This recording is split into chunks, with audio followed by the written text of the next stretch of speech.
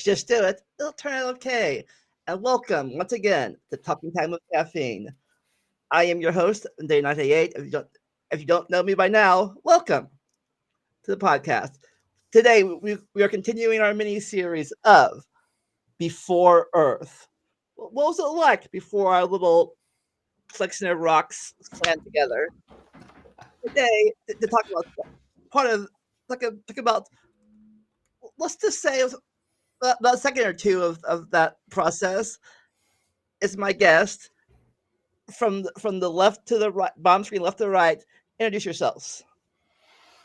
I am, well, I should say, good morning, good afternoon, or good evening, depending on your times and latitude. I am Landon Knoll, your astronomer guide to our favorite universe. Hello, my name is, I go by the name of Nestic20, but you can call me Ness for short, and I'm very interested in learning about the very first second of our universe that we inhabit. And I'm Michael Vandergraff. You can call me Vandy, or I also go by Tapioca Weasel on YouTube. And I'm reliably branded under that name, so you can find me that elsewhere as well. And that's our Tapioca Weasel to us folks, yes. Yeah. I only have the doctor bit on YouTube. But yeah, I'm a physicist, but I'm not a cosmologist. So I'm really, it's awesome to be able to talk about this stuff and get some chance to learn some more. Awesome. All right, let's get this party started. Yeah. So, Before Earth 1, if you haven't seen it already, or you're watching live, you should stay now. But if you haven't seen it, you should watch Before Earth 0, where we talked about the Big Bang process. This particular show is going to concentrate on the first second of that Big Bang process. Now, it's not clear whether it's the first second of the universe, because it depends upon what happened to time at the start of the Big Bang process. But that's another. For that, see the previous episode. But the very early universe, the first second, we're going to spend probably about 2 hours plus talking about 1 second. This sort of shows that deeds are more efficient than words. So timescales, right? In that first episode, we talked about the Big Bang process, and for those that are watching, you're seeing the sort of the classic NASA image about the universe moving forward to the present, and at the very beginning is all scrunched up. So if we go to slide 3, we see. I do have a question real fast.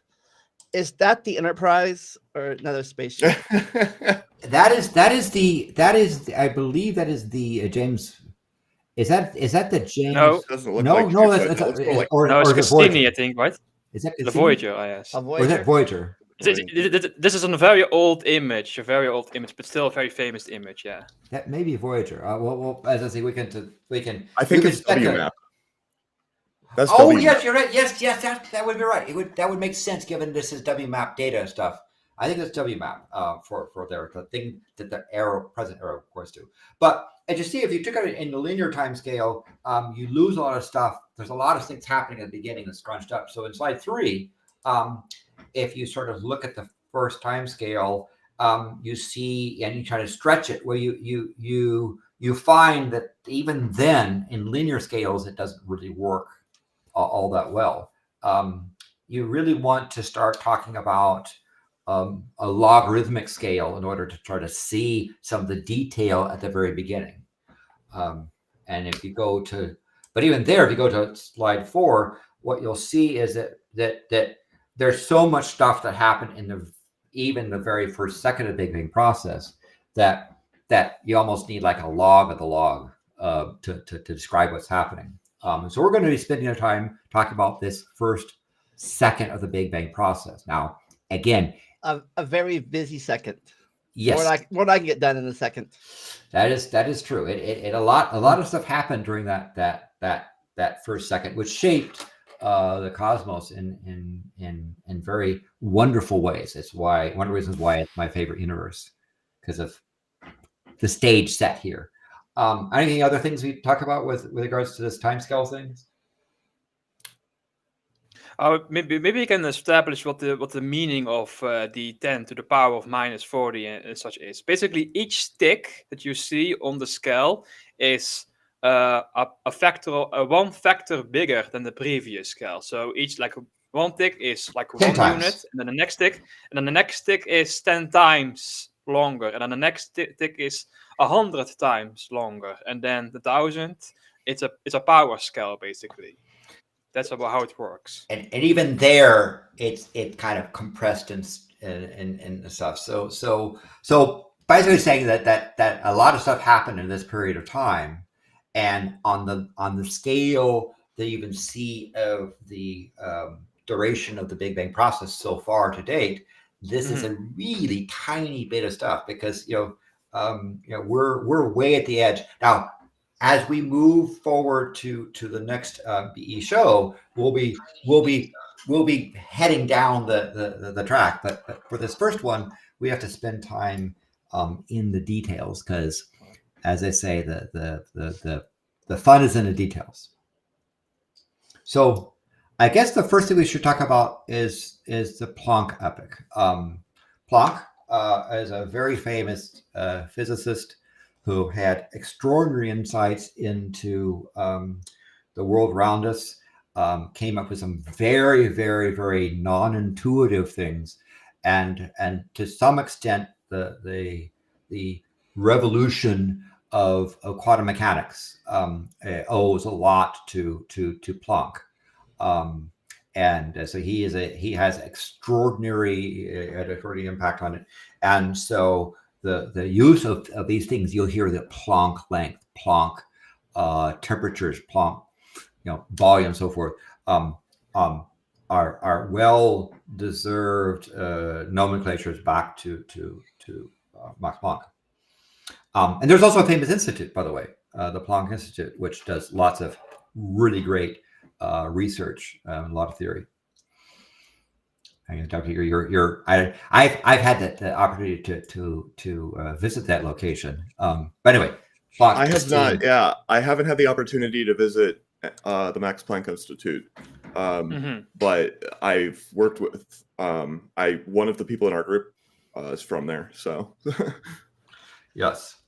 I believe also Max Planck was like one of the first, like a very famous scientist who recognized the contribution of Albert Einstein. Like when Albert Einstein was still like obscure, and he published his first papers on like relativity, Max Planck was like one of the first famous ones who recognized the importance of that. I believe he was like this kid is going places someday.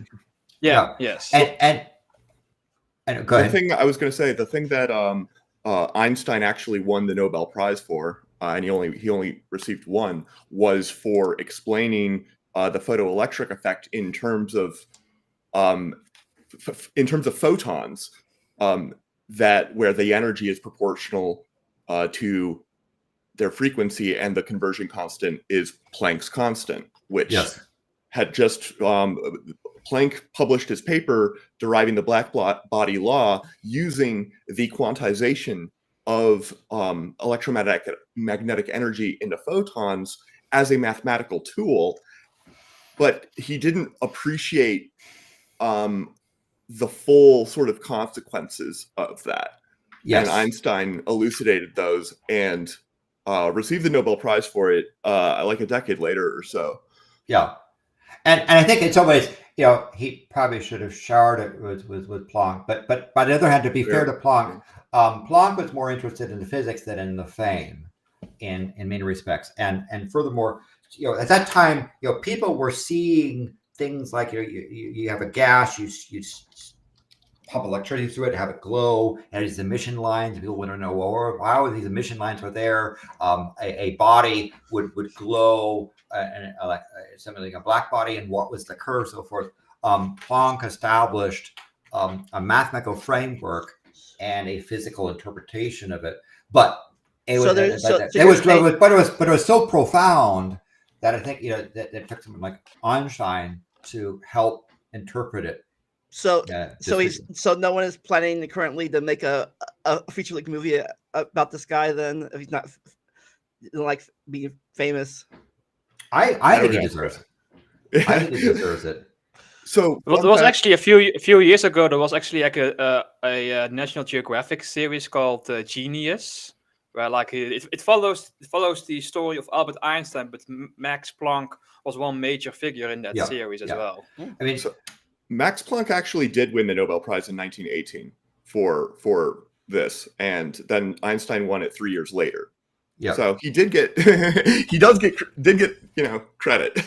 that's true. That is true. I say for that, it's also the Nobel Prize Committee has its quirks, and one of them was that probably if anyone deserved to have the Nobel Prize in Physics twice, it would have been Einstein and Eddington. Once the Eddington experiment showed the during a total eclipse that the space was being warped around the sun. But the committee sort of said, "Oh, he already has one." The other problem, and this is something that Planck I think did for Einstein, which was quite correct, was that there were people who, because of Einstein's ethnicity, dismissed his statements, and even back then there was an unfortunate phrase called Jude physique, right, where people would say that's Jewish physics as a way of dismissing what Einstein was doing, and Planck stepped out and said no, there's real stuff here, there's important stuff here, pay attention to what's going on. There was one scientist in particular called Philip Lenard. Like it's also ironic, and it's also very ironic that Philip Lenard was the one who discovered the photoelectric effect, but Albert Einstein explained why it is, and he got the Nobel Prize for that, and Philip Lenard didn't like that. And that's what I said, that the committee has a number of stuff like that, but that's a different story. We could go on a minute. So Planck's, these Planck units are incredibly extreme, and so when we're talking about the Planck effect, we're talking about less than 10 to the minus 43 seconds. Right? What do I mean by that? In terms of seconds, it's 1 divided by 1 with 43 zeros. It is an extraordinarily tiny amount of time.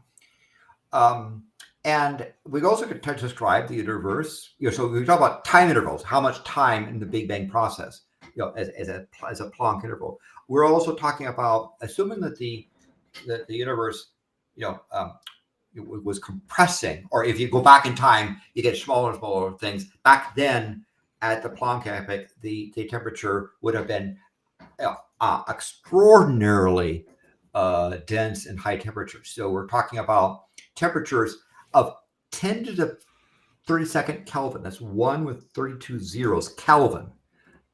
That's a temperature that's just mind-bogglingly for a physicist high. With energy, it's like what?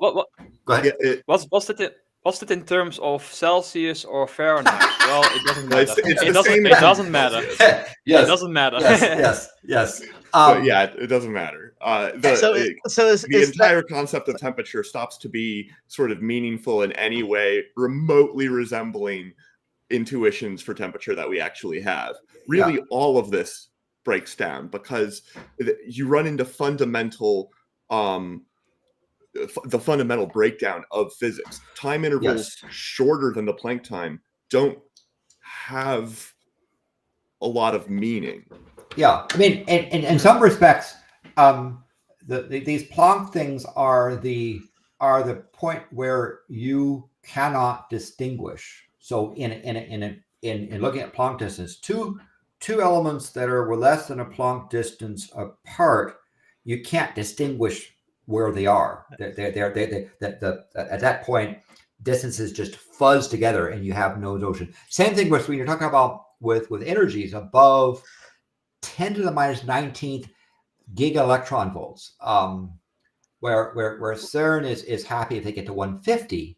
This is 1 with 19 zeros. Energies that beyond those energies, it's just like off the chart. Your energy meter is just pegged to the side. I do have a question. Back to the temperature thing. Is that hotter or colder than our sun? Much hotter. Yeah, way magnitudes. Isn't the core of our sun on the order of 10 to the 7th? I think so. That sounds Kelvin? right. Yeah, 10 million, Kelvin. The core. Sounds Yeah, right. the core of the sun is closer to absolute zero than 10 to the power of 32. Yes, and that's and so one of the things that you think about, like with obviously with Planck time things, is that cause and effect get all muddled up, right? Normally you say, well, here's a thing that causes something that produces an effect later on, right? You have a point in time where the cause that affects something later. When you get to Planck scales, because you can't really distinguish who came first in the same Planck amount of time, you cannot say this thing caused that thing. At that time, causality breaks down. And the energies, space is so warped by these energies that space-time, even from a relativity point of view, breaks down. It just becomes just almost useless to talk about space-time. And I go ahead. Oh, sorry. Go ahead. No, go. I like to think of, like, in these epochs. I like to think in terms of phase transitions. Like, if you like the most familiar phases that we are familiar with is like frozen water versus liquid water, if you an ice crystal can only be understood in terms of its structure, but if you zoom in too close, smaller than the ice crystal, eventually you cannot describe the ice crystal anymore.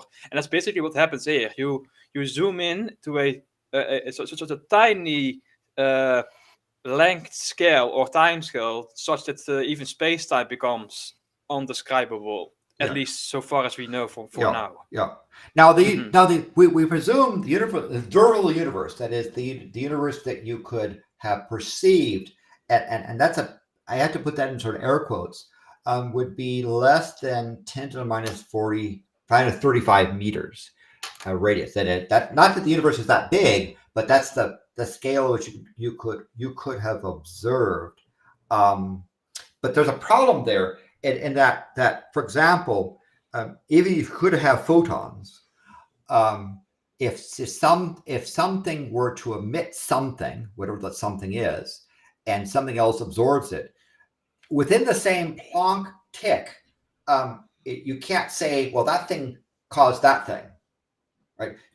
For example, you'd have densities so big that you'd have these, what you'd be experiencing are these sort of tiny little black holes, these quantum black holes that are on the order of 10 nanograms, that because they're so small, they evaporate almost instantaneously. But the problem in the Planck epoch is that you can't say, oh, the black hole formed here and then evaporated. That's a cause and effect, which because it's such in the same kind of Planck tick, you can't say this black hole came into existence and then evaporated, right? The notion of this causing that breaks down. So negative 35, is that like a micrometer, a picometer? Mm-hmm. It's way smaller. It's like we have no. I don't think we even have a prefix for that. Yes, not that I like. We probably do because of how late there is. But it's not one that I know. I mean, the smallest ones that we do that are like experimentally sort of tractable. But it depends on what you mean. But like you can observe electron dynamics that are happening at the attosecond level, and that's about 10 to the negative. I think that's 10 to the negative 15. It might be 18. Yeah. What's this? If I'm not mistaken, there are more Planck lengths within an atom than there are atom lengths Yes. within the observable universe. Yes. Yeah, And, that would make sense. and so if you talk Yeah. about this thing of densities that are so high and space is just a big foamy, space-time is a big foamy mess, that you could describe black holes evaporating before they form. You can't state, because you would say, well, wait a minute, wouldn't a black hole have to form before it evaporates? And the answer is, well, within the Planck scale, things are happening kind of on top of each other that it doesn't really make sense. And causality breaks down. You could cut about causality breaking down because you simply can't measure something smaller than a Planck interval. You can't measure temperatures below a Planck energy, so it just becomes, it really literally your reality energy meter is just pegged to the side, and it's just, everything is just big. And the observable universe. Is there any way to this like our current understanding breaks down at a point? But is there any proposed models that attempts to describe this? Yes. Now, what you'll hear a lot of this, we don't know.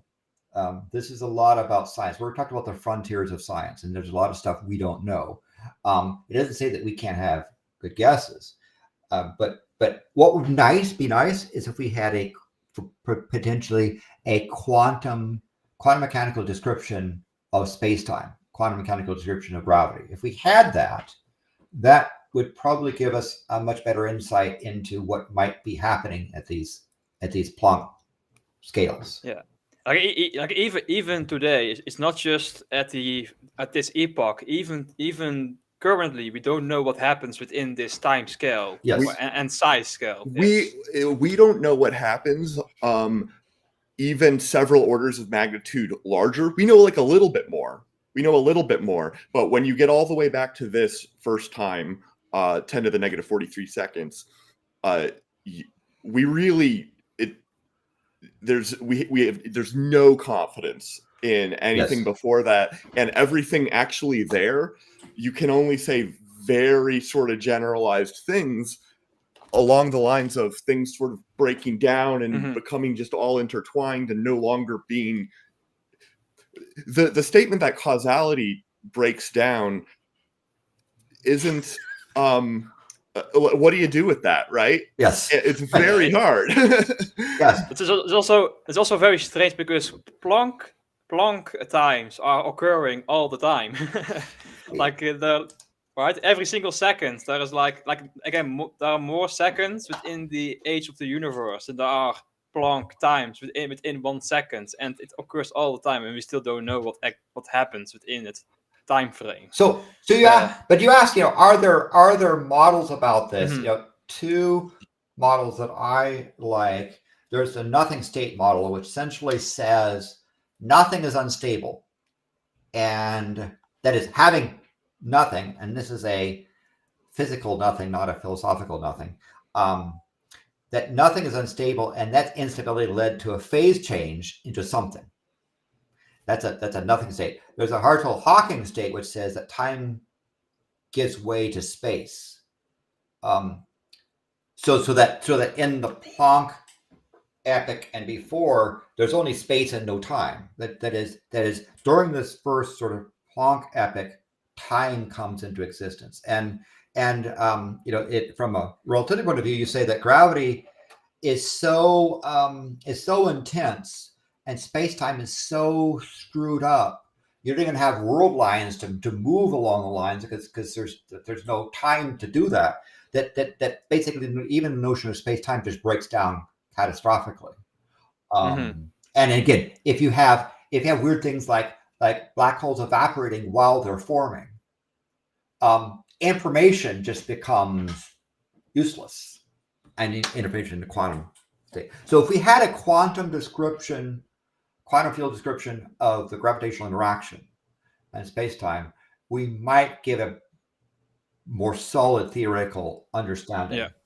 And I think also one of the main goals in physics or like physics is like to combine all the 4 fundamental interactions into one theory of everything, right? And Yes, that's basically which may be a mistake, because who says that reality is that kind to theoretical physics? Yeah. You heard him, scientists. Get on this. Get on this little epic right here. Get us some more data. We're trying. Yeah. I think the notion of the fundamental interactions. One of the problems in the Planck scale is that fundamental interactions don't make sense because the scale is too small to even have cause and effect. And from if people think about you're seeing a computer screen, and I put two dots on the screen that mathematically I could describe, but end up the same pixel, right? And I say I plot a dot and I put a dot right next to that dot, but it's much smaller than the pixel on your screen. You can't distinguish those dots. It's just a dot. That's the same kind of thing that happens with Planck time and Planck scales and Planck volumes. All the dots are just fuzzed together. Yeah. And it's not that you're not clever enough or you don't pay enough attention or have a fine rule. There is not an answer. When you have two items that are within a Planck distance of each other, you cannot say which is in front and which is in back. The universe does not have an answer. It's also, like, again, to borrow back the analogy, at a small enough scale or a short enough scale, you cannot distinguish frozen water from liquid water anymore. Like there is no, you need a minimum scale for that. So the energies were so high that subatomic particles can't form. And if they did, that it would take time for cause and effect, and you're not even in that sort of thing. So there isn't enough time. There isn't, and the energies. There's no settling like a field with a stuff finds a lower thing in a quantum field, and a particle becomes realized. You don't even have time to even settle. Even though even the energies, right? The notion of this is more energetic than that at Planck energies becomes meaningless. Yeah, and so what distinguishes sort of the Planck time? How did the Planck time end? What made it, like, what is the thing that changed to lead us into the next epoch? Right. I think if my understanding is correct, it's the sort of separation of gravity from the other fundamental as a separate yes. And so I think is this a point where we could move on to the grand unification epic, which we've had a tick. we've had a distant stuff, but here things are equally as bad. So let's go to, if you go to the next beautiful slide that was made by Ness. So remember that time interval, we talked about the Planck interval of 10 to the minus 43rd. Well, we're talking about 10 to the minus 43rd to 10 to the minus 36 seconds. Real fast. What if anything here is unifying, or is that just the term?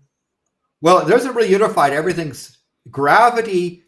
You have enough time and distance distinguishment where you can start talking about space-time. So presumably gravitational interactions start becoming real. But the temperatures of stuff, interaction of stuff, is so extreme that you really don't have stuff. I think if I understood correctly, like before, like in the previous epoch, the Planck epoch, like nothing of everything becomes undefined. So basically, that's how the interactions become the same, basically, because everything becomes undefined. But now space-time becomes more definable, which makes it more distinguishable from the other three interactions. Maybe I'm wrong about that. Yeah, I think because the other three interactions are still mushed together because of stuff being so compactified. Now, this grand unification epoch its duration is about 10 million Planck ticks of time. So we now can have cause and effect, but the energies are like 10 to the 29th Kelvin. That's 1 with 29 zeros Kelvin. That is just beyond the charts of energy. The energy is like 10, I could be 10,000 trillion So the billion electron volt stuff. I mean, so the universe is cooling down now from last. and actually you have time to begin to cool. You have energies that you begin to distinguish. You have an observable universe that's 10 to the minus 30 meters. That's way, way, way, way smaller than a nucleon or proton. It's the observable universe, right? Yeah. And understand that even at these, so you've had roughly around 10 million Planck ticks. The speed of light is such that for the universe, everything gets harmonized. That is, that if you had something which could like elevate its temperature because it did something, that energy is dispersed over the entire observable universe. So everything is nice and uniform. Everything is nice. Nothing can kind of stand out because everything is all mushed together at such high energies. And the reason it's cooling down, to remind people, the sort of thing that's happening fundamentally is the expansion of space-time. It's not cooling down by radiating its energy to a cold bath. Excellent. It's not doing that. It is not cooling against something else. It's just expanding and thinning. Yes. And when you take if you take a compressed thing of air and you spray it out of a small little nozzle at high velocity, you have to like crush it down, and then it comes out of that nozzle and it expands and it gets much, much, much colder immediately, just as sort of as a consequence of that. And a similar kind of thing is happening in the early universe. Yeah. So in some ways, again, everything is mushed together, but they're distinguishable from a quantum Planck point of view. So at that point, you can talk about space-time. And so the models say that the gravitational interactions has separate out, but electromagnetism, strong and weak nuclear are just all smashed together. And so things like mass, and when we talk about particles, we talk about things, they talk about what's the mass of something, what's the charge of something, what's the flavor of something, what's the color of something. These are all kind of standard model things. They're at this epoch, it's meaningless. And so you really can't, for example, there's no weak nuclear because there's no nucleons or even strong nuclear to decay. There's no nucleons to even decay. So some of these forces are just it's meaningless from the point of view of photons or nuclear or weak nuclear or that sort of thing. Yes. Maybe I can. Oh, sorry. If you want to first say something, go ahead. I was gonna ask you guys to rate an sort of way I was gonna have to try and describe what it means for the forces to be sort of smushed together, because I think that's a very confusing concept. What do we mean by that?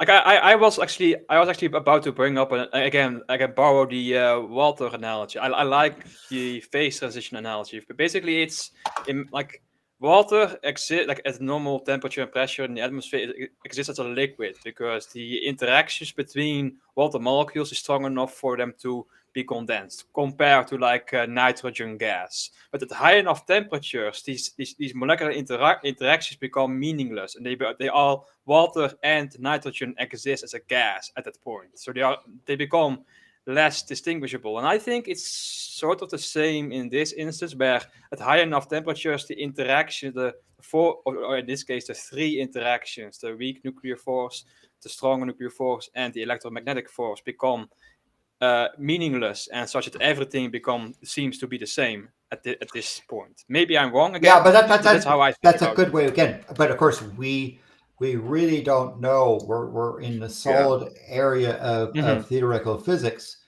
and so people try to say, well, we have a model we do have models of this sort of a electronuclear force, right? But yeah.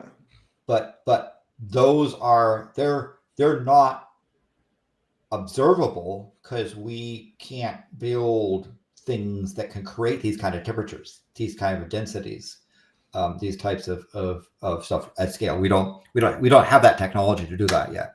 So we have to rely on theory. What time period do we get to that?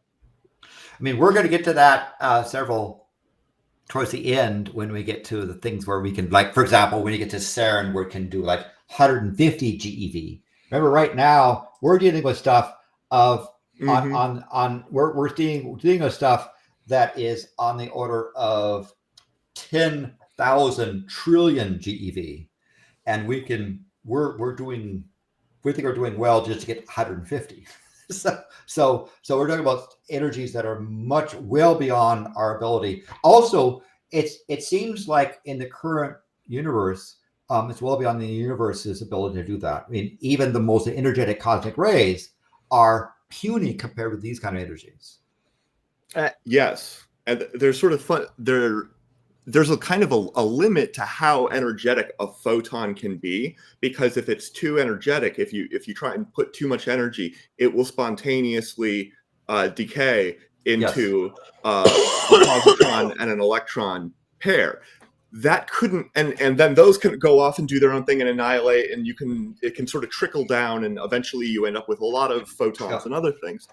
But in the early universe, when you had that electron positron pair, for one thing, the electron was bigger than the entire universe. Yeah. So the concept of an electron doesn't make sense. And so in a quantum field thing where you talk about stuff coming out, excitations of a field, to say, well, that's a particle, you have problems saying, well, you ask, well, okay, if you think you got a particle there, tell us what the mass is. Well, you can't really describe it. Tell us what charge is. No.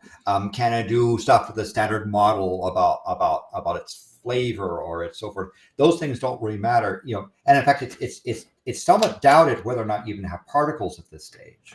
Yeah, I was about to ask. Or if they do, they're weird particles. Yeah, I was about to ask about that. We had pictures of quark and stuff here, but it's not officially the quark epoch yet. So are there even quarks here or stuff here yet? Well, in that standard model that was put there, what we're talking about when we talk about there are properties that the standard model talks about, but those properties and those things like the type of the generation of matter, or whether it's a fermion or a boson, or whether or not it's a lepton or or quark, all that sort of thing. Those things are really not present here. Right. The properties. It's either it's either these particles didn't exist yet, or these particles are indistinguishable from each other, or something else. You none of those particles in that gravitational model are existing at this stage. And if a particle did exist, you have trouble talking about its mass, or that has a charge, or that has a spin, or that has a color from the quantum chromodynamic state, or things like that. So when you talk about the things being unified, we sort of say, well, the physical stuff going on was kind of just one big blob, and the universe, the observable universe was small enough that everything, if anything got above something, it averaged out to the rest of the observable universe. The universe was so small that everything is interacting. So it's kind of like a startup company, right?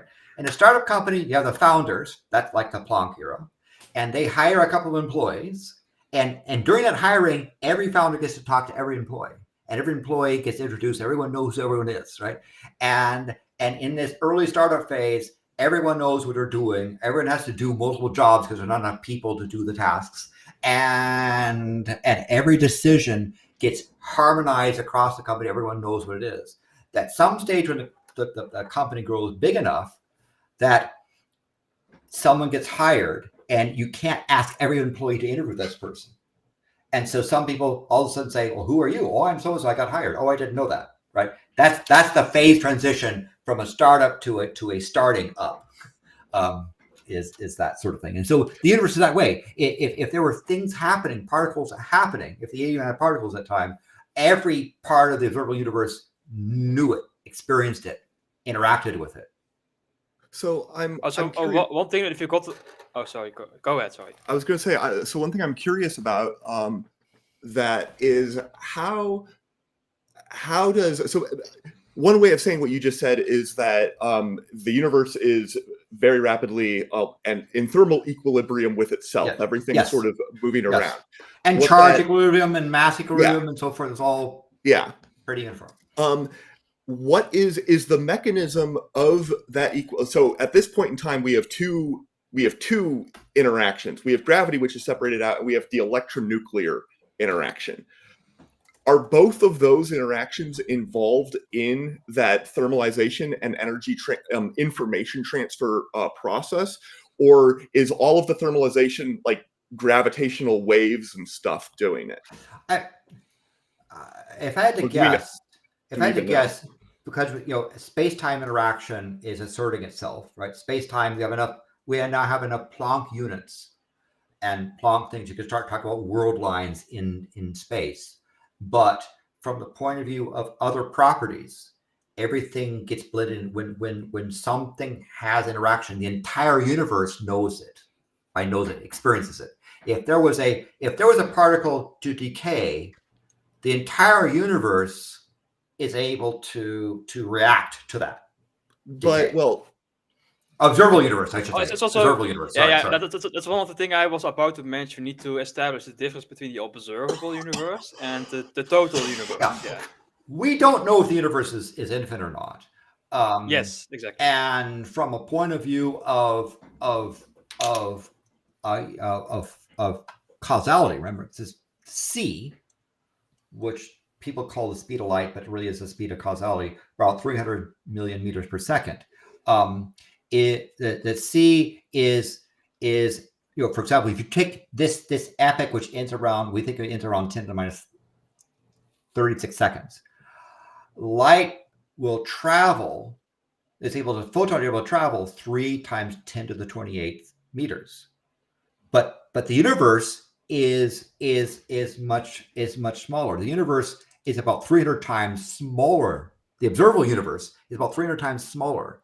So even at the end of this ground unification epoch, the universe is so small that photons can travel back and forth, if there were photons, 300 times across the observable universe during this period of time. And what do you mean with the photons? Well, electrons and magnetism interactions and the forces are just all smashed together on top of each other. So it's kind of, they're not operating distinctly.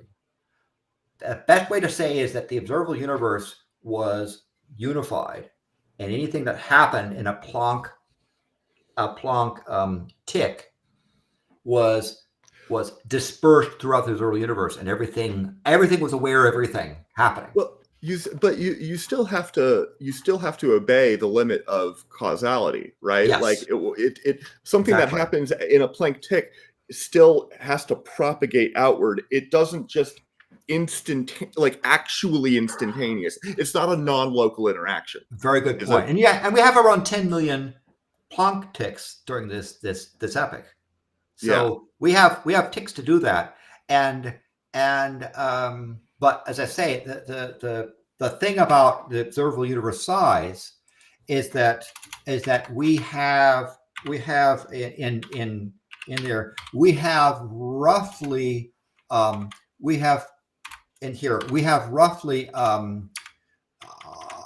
should I say it? We have roughly about 300 that is causality can go across the observable universe 300 times in this epoch. So you could have causality because you have a Planck. Let's say for example, in one Planck instance, you have some weird particle, and that weird particle decays in the next. The electronucleon. Yes, decays. There are during this epoch that that resultant decay can go back and forth across the observable universe 300 times, so that everyone can equalize to that decay. If in fact you could talk about being decayed. The big thing is that And because go ahead. and because because the information is able to travel across the observable universe at this point, it becomes meaningless to say where it happens. Yeah, because it's all in the observable universe. Now, whether the universe is finite or infinite is an open question. Oh no, am I mistaken? But you're right. Weasel? You're Am I right. mistaken Right. with That is that you might what you might say is that the universe at this stage is uniform, because Yes. causality can cause things to go across the observable universe many times in this epoch. Yeah, very few symmetries have been broken at this time. You do have gravity that has sort of separated out. You have an arrow of time, I suppose. Yes. Yes. But the other forces, the other interactions are still not distinguishable in any sense. What about the matter-antimatter distribution? So that's another thing where it's possible that some decay. This is called baryonogenesis, right? And with conservation of baryon number, it's possible during this time that matter and antimatter were not equivalent. Because here's a problem, right? In this universe today is dominated by matter. If antimatter gets created, it very quickly gets annihilated, right? We are in a matter-dominated universe. So for those who don't know, can you explain what antimatter is? Basically, if you look at the chart right here with all the particles, the antiparticle is the same, except it has the opposite charge, right? Yes. That's the only difference. That's the only difference. Yeah. And So an anti-up quark would have the same charge, but in the opposite direction, Yeah. or magnitude, opposite magnitude. Yeah. And it appears that the antimatter particles interact with space-time just like matter particles. They have opposite charge, opposite spin, and when in this universe, when matter and antimatter interact, you get energy. In fact, when energy, the E equals mc squared everyone heard about, where energy and mass are there. In this universe now, when what we see is when energy turns into matter, we get half of it antimatter, half of it matter, right? Mhm. When Yeah. E turns to M, we get half M, half anti-M. Yeah. And yet, if that were to hold, the universe should be nothing but photons, because all the matter and antimatter should annihilate each other, right? How come we have matter now?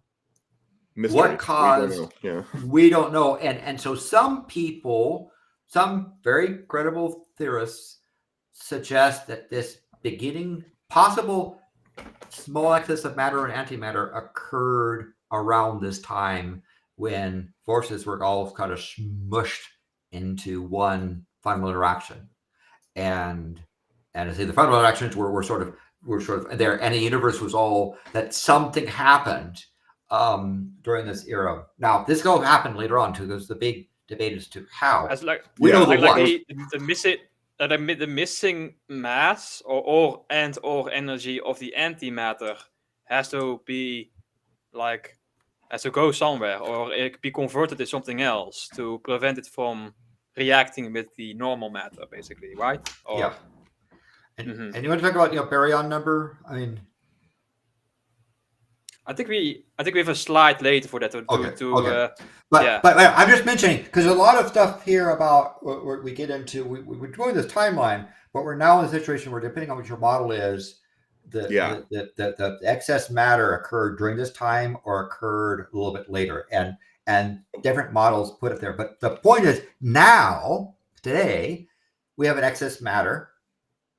There isn't a part of the it is impossible that we've missed it. There isn't some half of the universe that's antimatter. And how do we know that? No. Because if that were the case, the matter and antimatter would be interacting with each other, and you have these energetic photons of annihilation of stuff going on. We don't see that.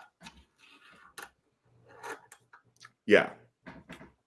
I was going to say something and then I forgot it. We were talking about matter, antimatter. We have an excess of matter. Yeah, this is something that there are a lot of experiments today that are trying to measure various phenomenon where the standard model, the standard model of physics does not have an explanation for this. It all of its rules, when you go back, maintain that symmetry. So we're trying to look for violations of the standard model. And one of the ways that we do this is with particle accelerators, trying to find new higher energy particles that are well explained by some sort of theory like supersymmetry or something like that. Or in grad school, I wasn't on this experiment, but what my advisor, the other experiment that he was and is running was to measure the electric dipole moment of the electron to see if the electron isn't perfectly round. And it's got a slightly negative on one side and slightly positive on another side, or that. Yeah. And they put there are very, very, very stringent limits on that number. And the closer and closer they can confine it near zero, it's able to rule out various particle theories at higher energies, for example, that might explain this. So maybe we'll eventually measure something that is not zero, and then we'll have a little clue on a length scale. And this is back to the smushing of fundamental interactions. If the electron has a shape to it rather than just being a pure point, if when you approach this way, you get a little bit more negative interaction than positive interaction, for example, then it's quite possible during this grand unification epoch where you have Planck ticks, you have space-time, that these electrons were kind of, things that could become electrons later on were all smushed together. And it's possible that somewhere in that process, matter is favored over antimatter. Right. Yeah. Now, you can imagine a way that you would have a spontaneous alignment of these fields. If the fields have a shape, then that gives you something that can cause some asymmetry in one little patch, maybe, versus another, or in some other way. Now we don't even have electrons really in this this era, right? We don't even have the electroweak force at this time. Let alone electromagnetism. So what you have during this time is exotic physics. At least you have Planck things, about 10 million of them, where you can have causality and you have space-time, but at these extremes, it's possible that something in physics favors matter and antimatter. Now, the favoring is really slight. I mean, the model suggests that one out, the model suggests only a very, very, very slight favoring thing. It's probably 1 out of 1,650,000,000 parts was a little bit more matter than antimatter. We're talking about maybe 1 in a little bit less than 1 in 2 parts billion of where matter is favored. If it was the human population, you would have 1 survivor. Yes, roughly. Yes. So the result is that if there are particles there, these particle-antiparticle pairs are annihilating each other. And remember, the observable universe is so small, these annihilations is transmitted. The result of those annihilations get transmitted across the observable universe. And that's weird to think that if you had a thing that it would transmit across the observable universe that quickly, but it was. But somewhere in that exotic physics, perhaps the matter and antimatter are not equivalent. Why do we think they're not equivalent? Well, today we have matter. Where does it correspond to antimatter? Well, we think that there was. Could it be Could the corresponding antimatter or the missing antimatter be converted into something else like dark matter or dark energy? Well, I'm just random guessing at this point. but for antimatter to go away, it requires matter to interact with, right? So an example of stuff would be that As that far you as might- we know. you But- might have had 1,630,000,000 parts antimatter and 1,630,000,001 parts matter. So the 1,630,000,000 parts of matter and antimatter annihilate each other, and the one part is left over. That became matter in this current universe. There's a big thing both experimentally and in theory to try to say why do we have matter in this universe at all? I don't know, Dr. Hector, do you want to? Because you've done some stuff in this general area, haven't you? Or you worked on experiments? Well, I would say the effects seem to would only manifest at very high energy scales. Yes. That's one of the reasons that we talk about experiments like at CERN and whatnot as probing the physics of the Big Bang a little bit, because you can observe, for example, the smushing together of the weak interaction and the electromagnetic interaction to some degree. Yeah. You could start to approach that and get insights into it. We don't know why or what interaction, if there's another one that we need to put into it that is, for some reason, it doesn't have anything that we see anymore. Yeah. And I think it's good. I think it's probably we may want to then say, if you think things are weird now, wait until you get into the next thing, which is the inflationary epoch. And I think, yeah. So you ready to go on to that? I think so. Look, I have one last question. Like you mentioned the charge and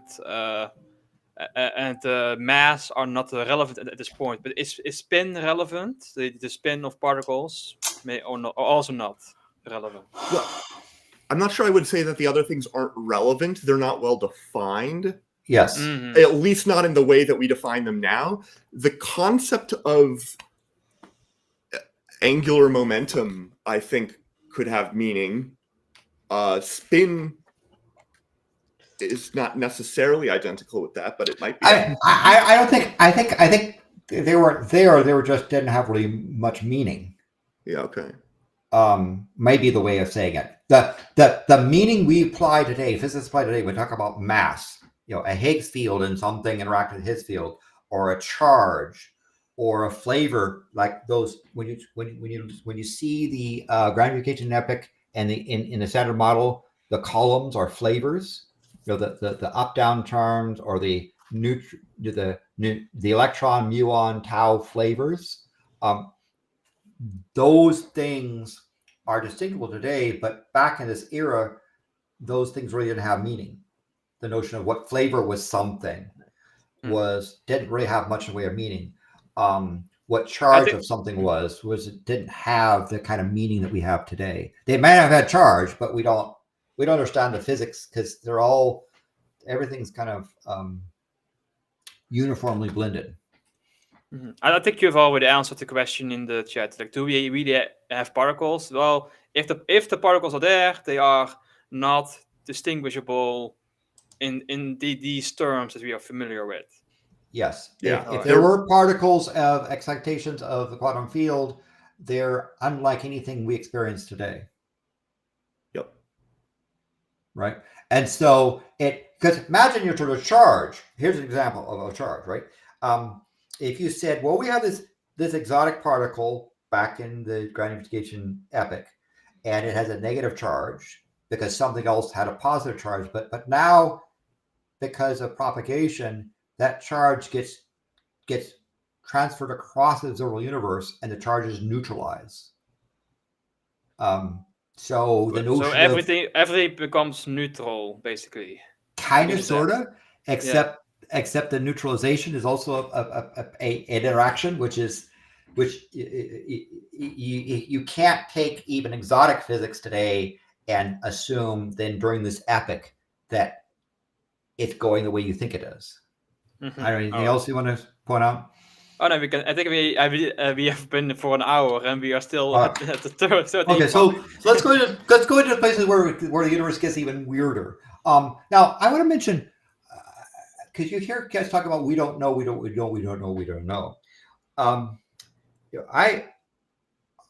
I was taught that science values questions more than answers, right? Yes. You know, Feynman's comment was great. The greatest physicists were those who asked the right questions to the right people at the right time. Not that discovered something, not that came up with an answer, those who asked the questions, right? And as I think as part of Feynman's greatness was the questions he asked were really insightful and caused all kinds of people to do all kinds of things. So there's science is about questions. Dogma gives you answers. So you're saying there's no holy book here saying what to think about here for this part of the universe.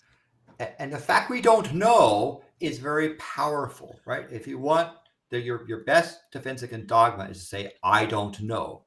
And so it says, yes, well, here's truth. Well, sorry, that's not how science works. Science is about questions.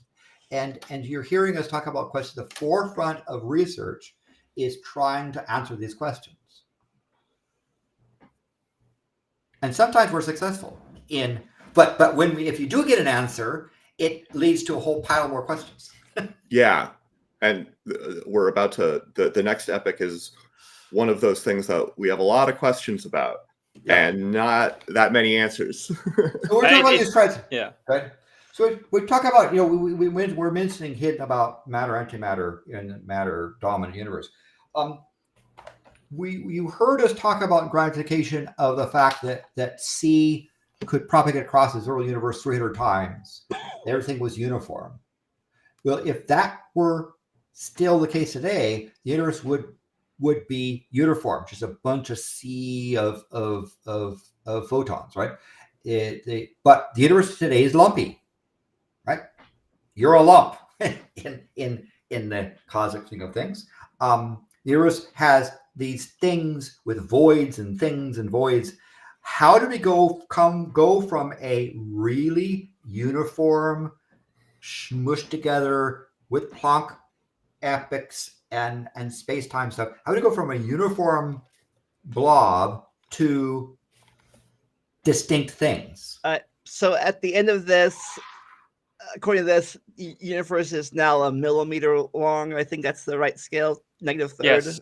Yes, no, like 10 to the -3rd is it's a millimeter, like it's about the size of the tip of a pencil. About that. So if this gratification epoch had continued, then no one be able to. You couldn't have concentration of something because it all equalizes.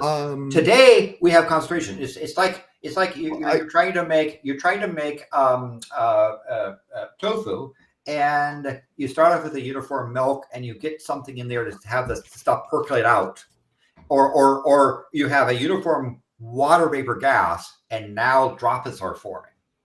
Where you have concentrations of stuff.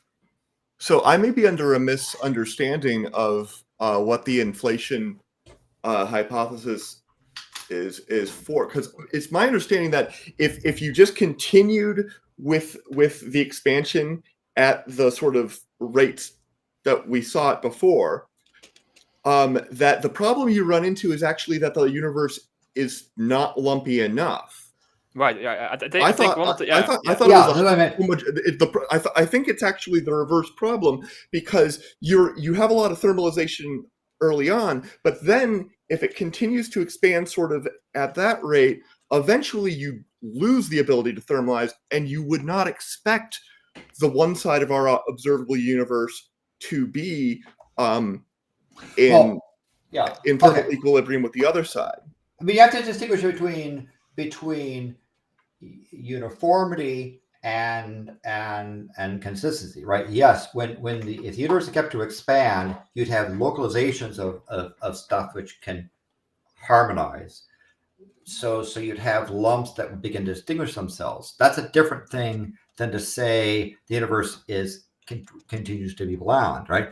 Because eventually you get enough Planck epochs and space time expands enough that you're right. You can have that an area of the observable universe do something that another area doesn't see until much later. Yeah. Right. And it but it doesn't look like that. It looks like we didn't enter in to that to an epoch like that, because it looks like things did continue to sort of spread around the universe.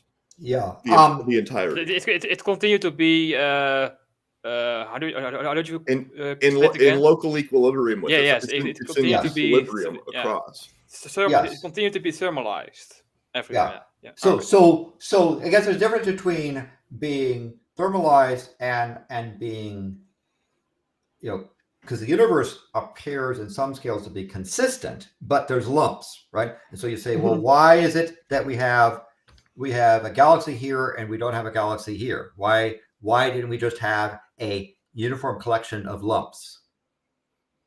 And part of the answer is that you have chunks of the universe that are evolving that can't receive information from a distant chunk.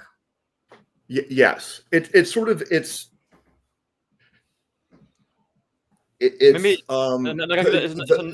it's another symmetry breaking, perhaps, right? Like it becomes unstable at this point because, if at first you had the same magnitude of force pulling you from all directions, but then one direction becomes weaker, and then you collapse, basically. Yeah. Mm-hmm. So we enter what was called the inflationary epoch. And here we're going from -10 to the 36 to -10 to the 32 seconds. So we go from what it would be 10 million Planck ticks to 100 billion Planck ticks. And the temperature is dropping from 10 to the 28th Kelvin down to 10 to 22nd Kelvin. And energy is dropping from 10 to the 15th to 10 to the 19th. But the observable universe... So the universe is getting lazy now. It's going from 15 to 9. But the observable universe... Oh, wait for it. The observable universe, according to this epoch, went from 10 to the -30th meters to 10 to the -3rd meters. That is, the observable universe expanded by a factor of 10 to the 27th power. During this time, from 10 million Planck ticks to somewhere around 100 billion Planck ticks, the universe expanded by a factor of 1 followed by 27 zeros. And this inflation, one of the things that happened during inflation, there's a number of things that come into play, but one of them has to do with monopoles. Explaining about monopoles. Well, what we don't see in this universe are things that are like a North Pole. We always see a North Pole associated with a South Pole, right? We don't have these magnetic poles that are just naked north or naked south. There's always a north of something related to a south of something. And one of the applications had to do with what happened during this inflation. I don't know if you want to talk about the US. There's some nice slides coming out here. But the notion of the universe being flat, by flat meaning that parallel lines stay parallel. The up, down, left, right are orthogonal. Real fast. Yeah, to say this in terms some people might understand. If you're this size of a Planck, now you can't walk anymore. You have to take a car or a plane to get across the universe now, even at millimeter. Yes. Long. And meanwhile, the thing you're going to is already evolved. Yeah. You don't know instantaneously what happens. Mhm. Also, one thing I saw is like one possibility is that the temperature, like during the inflation epoch, the temperature actually went down to all the way to absolute zero. But after inflation ended, then you had like something called reheating. The inflaton field collapsed or decayed into radiation and Yeah. particles, Yeah. and that established the hot Big Bang. Yeah. Yes. I think that inflation is a widely accepted idea, but I do not believe. I believe that there are a sizable, I think, minority that are not convinced of it.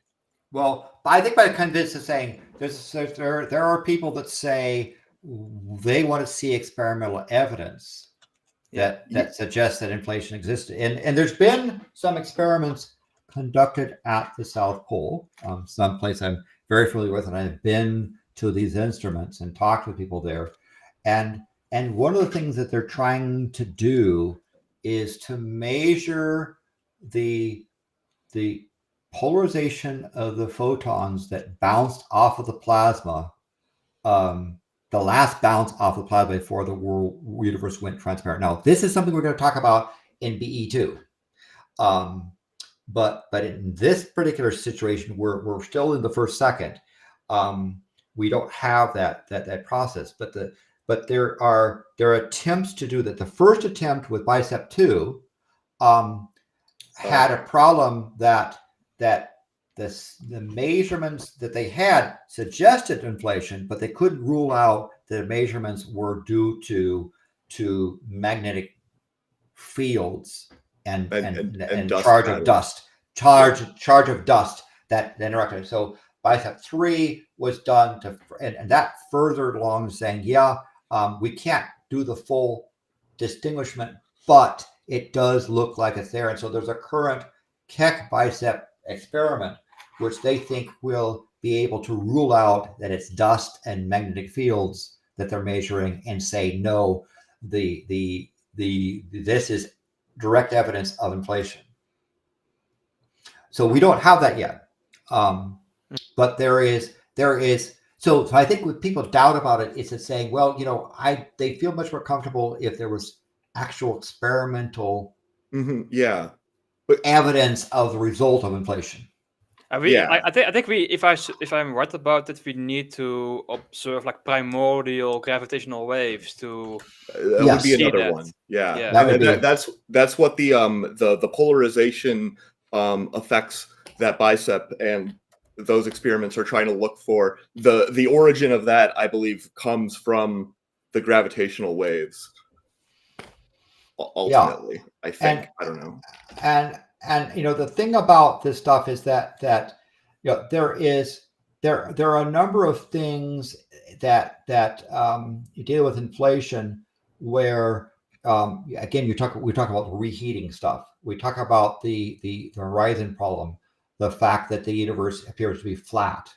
By again flat, we're talking geometrically, right? That the up, down, left, right, forward, backwards are nice and orthogonal. Flat in three dimensions. Flat in three dimensions. Yeah, and parallel lines stay parallel. The universe back in the gravitation epoch, the previous epoch, was definitely not flat. It was. So it's also flat in four dimensions. Also flat in terms of space. Yeah, space time. And during that time, we should have had monopoles, these naked north and south pole things created, and we should be able to detect these leftover naked poles. We don't. There's been extensive searches for monopoles, and we haven't had any good signal that suggests that they're there. So what happened? Why are there no monopoles? Why is space flat now back when it was all twisted up? Why the universe appears statistically to be homogeneous and isotropic. Yeah. Today, right? But on scales above On scales above like 200 megaparsecs, the universe is really quite uniform. Yeah. I guess to borrow the water analogy again, at the molecular scale, you can see like individual water molecules, perhaps like see some lumpiness in one area, but then at our scale, water seems to be uniform liquid. Yes. Yeah. And I think again, and this is probably a confusion on my part, or confusing thing I said on my part. The lumpiness is at the smaller scale. Yeah, right? yeah. That within those realms, why is it you even have nucleons, let alone stars and galaxies? Why do you have the lumps at that level? But the overall universe appears to be, as I say, homogeneous, isotropic. I think the presence of lumps fundamentally, I think, is a consequence, or seems to be a consequence of quantum mechanics.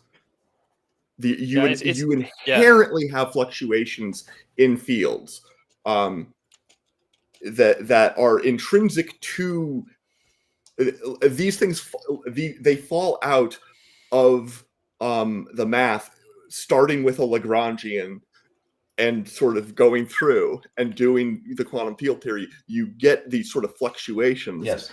And so it's sort of, I think those are like the ultimate way of that. Yeah. But there's something about the scale of those fluctuations at different length scales that is not compatible with our understanding of how the universe would have evolved without an inflationary epoch. Yes. An inflationary epoch makes everything fall into place. And in that sense, it is very well experimentally supported, but not in the sort of silver bullet way that the cosmic microwave background demonstrates that a Big Bang happened in some sense. Yes. And that background, again, we'll talk about in the next show. Has lumps. That background has lumps. So there is at that scale, but it's like, if you have molecules in a canister of gas, right? They're distributed throughout the thing, isotopic, thermal equilibrium. The gas throughout the canister has enough time to dissipate any lumps and temperatures, right? That's the thing. But the situation is quite different if you didn't have inflation. Because in the Big Bang model, only matter and radiation, that's defined in the standard model, that two widely separated regions could not have equalized. They were too far apart. They're too far apart to be able to become isotropic and homogeneous. So even though there's lumps inside it, the two regions are too far apart for C to cause them to equalize, right? And so they can never come into contact to cause each other to be similar. The universe, the speed of light, you couldn't send signals because the universe today is too much. So we would have expected regions that had lumps in it to evolve quite radically different, and the result would be that we should look throughout the universe and see radically different conditions throughout the universe, and we don't. The universe appears to be, statistically speaking, yes, there are variations, but statistically homogeneous and isotropic, according to what's called the cosmological principle. That's called the horizon problem, right? Yes. Yes. So please, you were going to say something as well.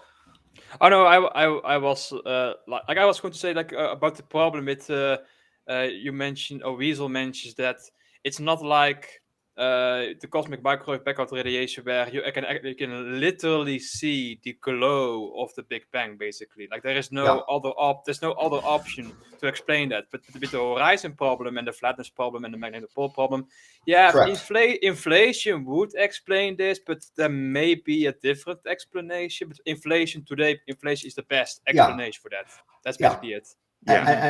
And understand that for example, we see when we measure temperature throughout the total universe that on average is 2.73 Kelvin.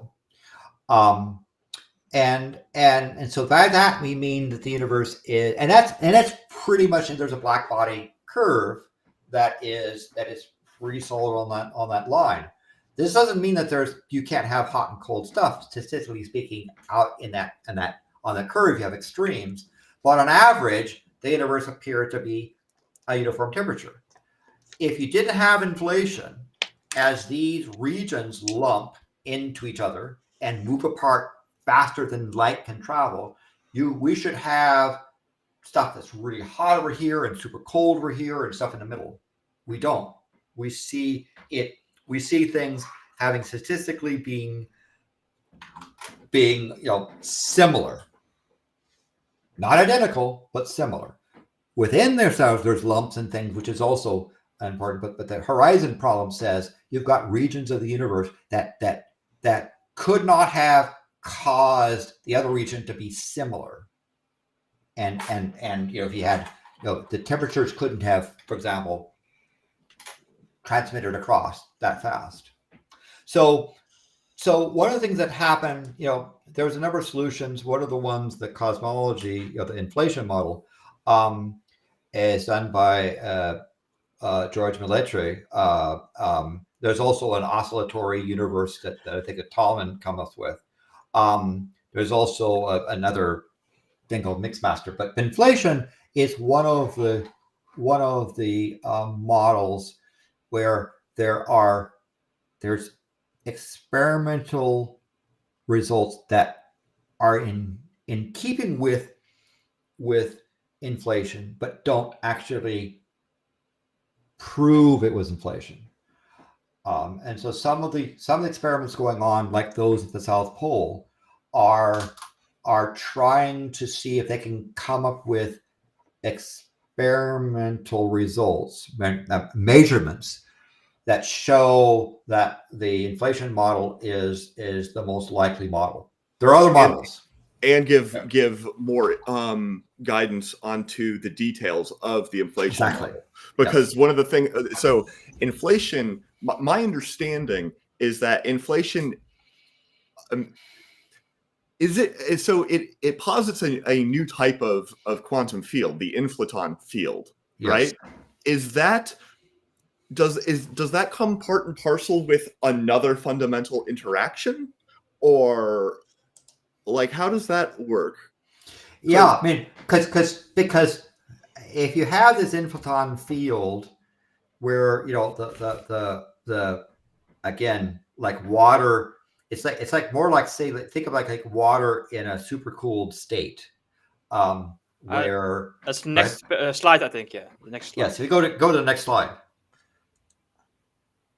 Yes. I don't know. You want to talk about this? No, you explain this. No, you like to do the water analogy, so I'll let you. Yeah, it's like again, I'm not an expert on this, but I've seen an episode on PBS Spacetime where they explain this more in detail. Basically, the inflaton field has a potential energy you can see in the figure on the left, where it sits at a high potential, and that high potential drives inflation. But at this state, it is at a local minimum, so it is metastable, and it's kept at this metastable position, and it resembles, as you mentioned before, it resembles water in a super cold state. It wants to freeze, but it's kept from freezing because it's in a metastable state. Yes. And it requires, like in the case of super cold water, it requires like a perturbation, either a dust grain or something that can act as a nucleation point for water to freeze into a more stable state than the previous state. And in the same case for inflation, in this case, quantum tunneling could be the perturbation where the inflaton field collapses into a true vacuum state. Yeah. Or freezing into. And back to his knowledge about uniformity versus lumpiness, right?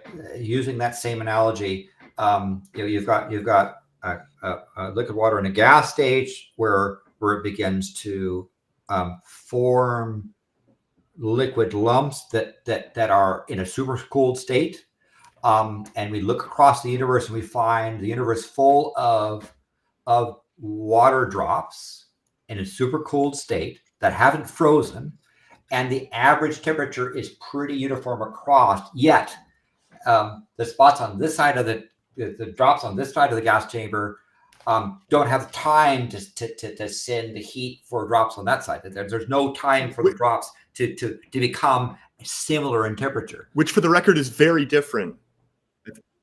Yeah, sorry, Yes. I think I cut out for a moment there. I was going to say the way you prepare super cooled water is very much not in sort of that way. It has to be a gentle process where the effect slowly diffuses out, and that can't have happened. But so I wonder, why would this field collapsing into a vacuum state, why would that also then have the effect of expanding space so dramatically? It seems very... Yeah, I mean, but I don't know. Because one of the things is if you say, well, this is sort of the way it is, physics is the way it is now, and you run it backwards, you find that they say, well, wait a minute, we should have monopoles around. The universe should not be so uniform, right? Because that space should not be so uniform. Space-time should not be so uniform. How would it get uniform if it couldn't, adjust itself into equilibrium? Yet it lumped, right? It did lump, but in local scales, just like those drops can have water molecules that come together to form a supercooled drop. It did lump at that scale, but how did a drop on this side of the universe equalize with something on that side of the universe when there's not enough time for C to cross? And so the inflation was originally proposed as a way to fix this fundamental problem of the Big Bang. Big Bang by itself without inflation doesn't work. And experimental evidence say no, right? You need something like inflation or something similar for the physics to work. And so there's some active experiments going on to try to measure real stuff in our cosmos and to see whether or not inflation is ruled out or not. And if it is not ruled out, it seems plausible, some of the parameters. Because the mechanism, the duration of inflation, this thing we've said, 10 to minus 30 to 10 to minus 36 to 10 to minus 32 seconds, that period of time is speculative in terms of how long it took. Yeah, and I think also due to the speculative nature of the details of inflation, I think should also you should consider that when you consider everything we've already talked about, because everything we've already talked about is sort of behind this thing that one of the things it did was sort of blur a lot of stuff out. And so it precludes the same ability to have detailed understanding of what came before inflation, sort of by the nature of the beast. We're trying to understand based on a very, very, very small subset of what we can see, and it's inflation's sort of... And there's a number of models about inflation that have different intervals, different amounts of universe expansion. How whether it jumped up to a high inflation, stayed that way, and then dropped back down, or had a more gentle curve up and down, or so forth. The whether inflation was uniform across the inflationary epoch. These are things that they're trying to get experiments to try and narrow down the possibilities. So at best you could say there's the information we've received from experiments are consistent with inflation, but don't rule out alternatives. And they're trying to get better measurements and more clear measurements to try to see whether or not inflation survives or it gets kicked out and replaced with something else. There are other things that are possible, but inflation appears to be the one that seems most plausible at this time. We will know, and I think I think, I would say probably, given experimental success, that by the end of this decade, we will have much more direct observations showing the gravitational waves of the early universe. And this might mean by this. This is something to understand. In the universe during this inflation time, you have sound waves, pressure waves going through the universe that we can see today. The universe was literally, there was a sound in the universe with overtones, just like a musical instrument might be playing 440A, but it has overtones, which is why a violin sounds different than a cello, sounds different than a piano. It's the overtones, right? The universe had a resonance there that was set up early on, and that resonance has decayed such that the fundamental tone, fundamental length, the frequency of the universe right now is best characterized as about B flat, but 71 octaves below the standard piano B flat. And that's sort of like the fundamental resonance tone of the universe, which is part of the notion of saying it's in this equilibrium, but there isn't enough time for everything to equalize when stuff inflated so fast. Through what medium did this sound propagate through? I mean, Well, I don't. Go ahead. some of it would have been direct matter coupling. Yes. Matter at this point is still, it's a little bit fuzzy. Yes. But some of it also then would have been a small fluctuation in the mass density, because it's so dense, is going to have a direct imprint on space-time. Yeah. In a way that you don't get nowadays, unless you're talking about the most extreme astrophysical systems. But back then, everything was just kind of really dense. That would be basically the cosmic gravitational wave background radiation. Yes, Yeah. and we'll see that when we get to start at BE2, you'll see some of that stuff happening. So was this? We're still in the first second. So was this music this was giving off? Was it like a platinum, or is it like a one-hit wonder? Well, that depends on whether you're at if you cyclic cosmology where you have bang cycles, then it's the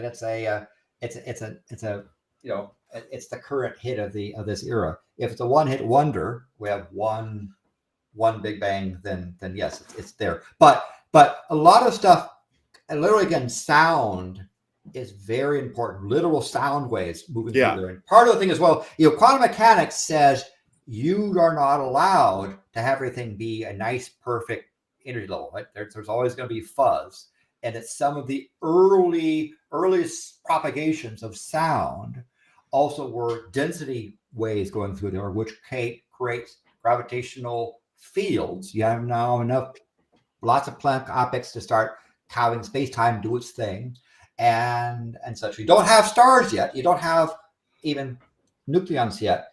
But at the end of inflationary period, by the way, the other thing about inflation, people have probably heard about dark energy and that the universe is accelerating. Some people ask, well, first of all, this dark energy, why is the universe accelerating? Because that standard model that we saw back in grand unification NIMIC that particle physicists are so proud of their accomplishments does not account for dark energy. And about 70% of the universe is this dark energy thing. So it's a big part of the universe. Yet the problem, the people say, well, could what happened during inflation be the same process that switched back on slowly that's causing the universe to accelerate? Is there any relation between dark energy in the current accelerating universe and the inflaton field? We don't know. It's a lot of stuff. We can measure effects. We know that the universe is accelerating. We have experimental data that suggests but does not prove inflation. We know that the Big Bang model without something like inflation or an alternative falls apart. So we need inflation or an equivalent thing to explain what's happening. Yet we don't have it. But inflation started some 10 million Planck ticks and stopped to 100 billion. And we have the electroweak epoch. So we should go on to the next thing. And, okay, yeah. Well, this is relevant to the next thing. So yeah. So the next thing we have there, in fact, if you switch onto that nice graphics that Ness did. So now we're talking about 10 to the minus 30 seconds down to a picosecond. And the temperature drops from 10 to 22nd kelvins down to 10 to the 15th. Energies drop from a billion electron volts down to 150 giga-electron volts. And the universe goes from maybe a millimeter of observable size to about the distance between Earth and the Sun, about an AU in size, right? And this is the point where we have a lot of understanding. Like it's still above the energy levels for the Large Hadron Collider, but I think we still understand this epoch pretty well in detail, right? Or am I mistaken in that? Yeah. I mean, the tail end of it, we start to be able to measure effects in that energy range. Yeah. So the very end of the electroweak epoch is where we've been able to experimentally probe. So you're right. We go from a insane amounts of energy to energies that we can begin to create towards the very end of this epoch. So, thinking of energy, the thing, is this like kinetic energy or some other type of energy that's happening right now? That's an excellent question.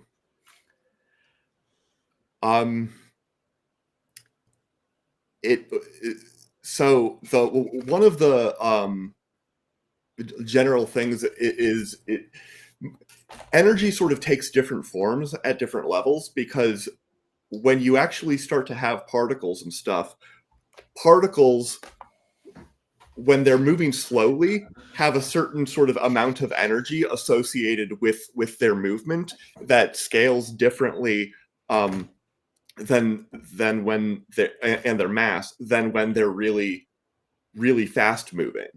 And the transition from a radiation dominated universe where even the massive particles are like moving so fast that they behave almost like radiation, like that occurs. I don't know if that occurs over when exactly that occurs. I think it's much later than this. Yeah.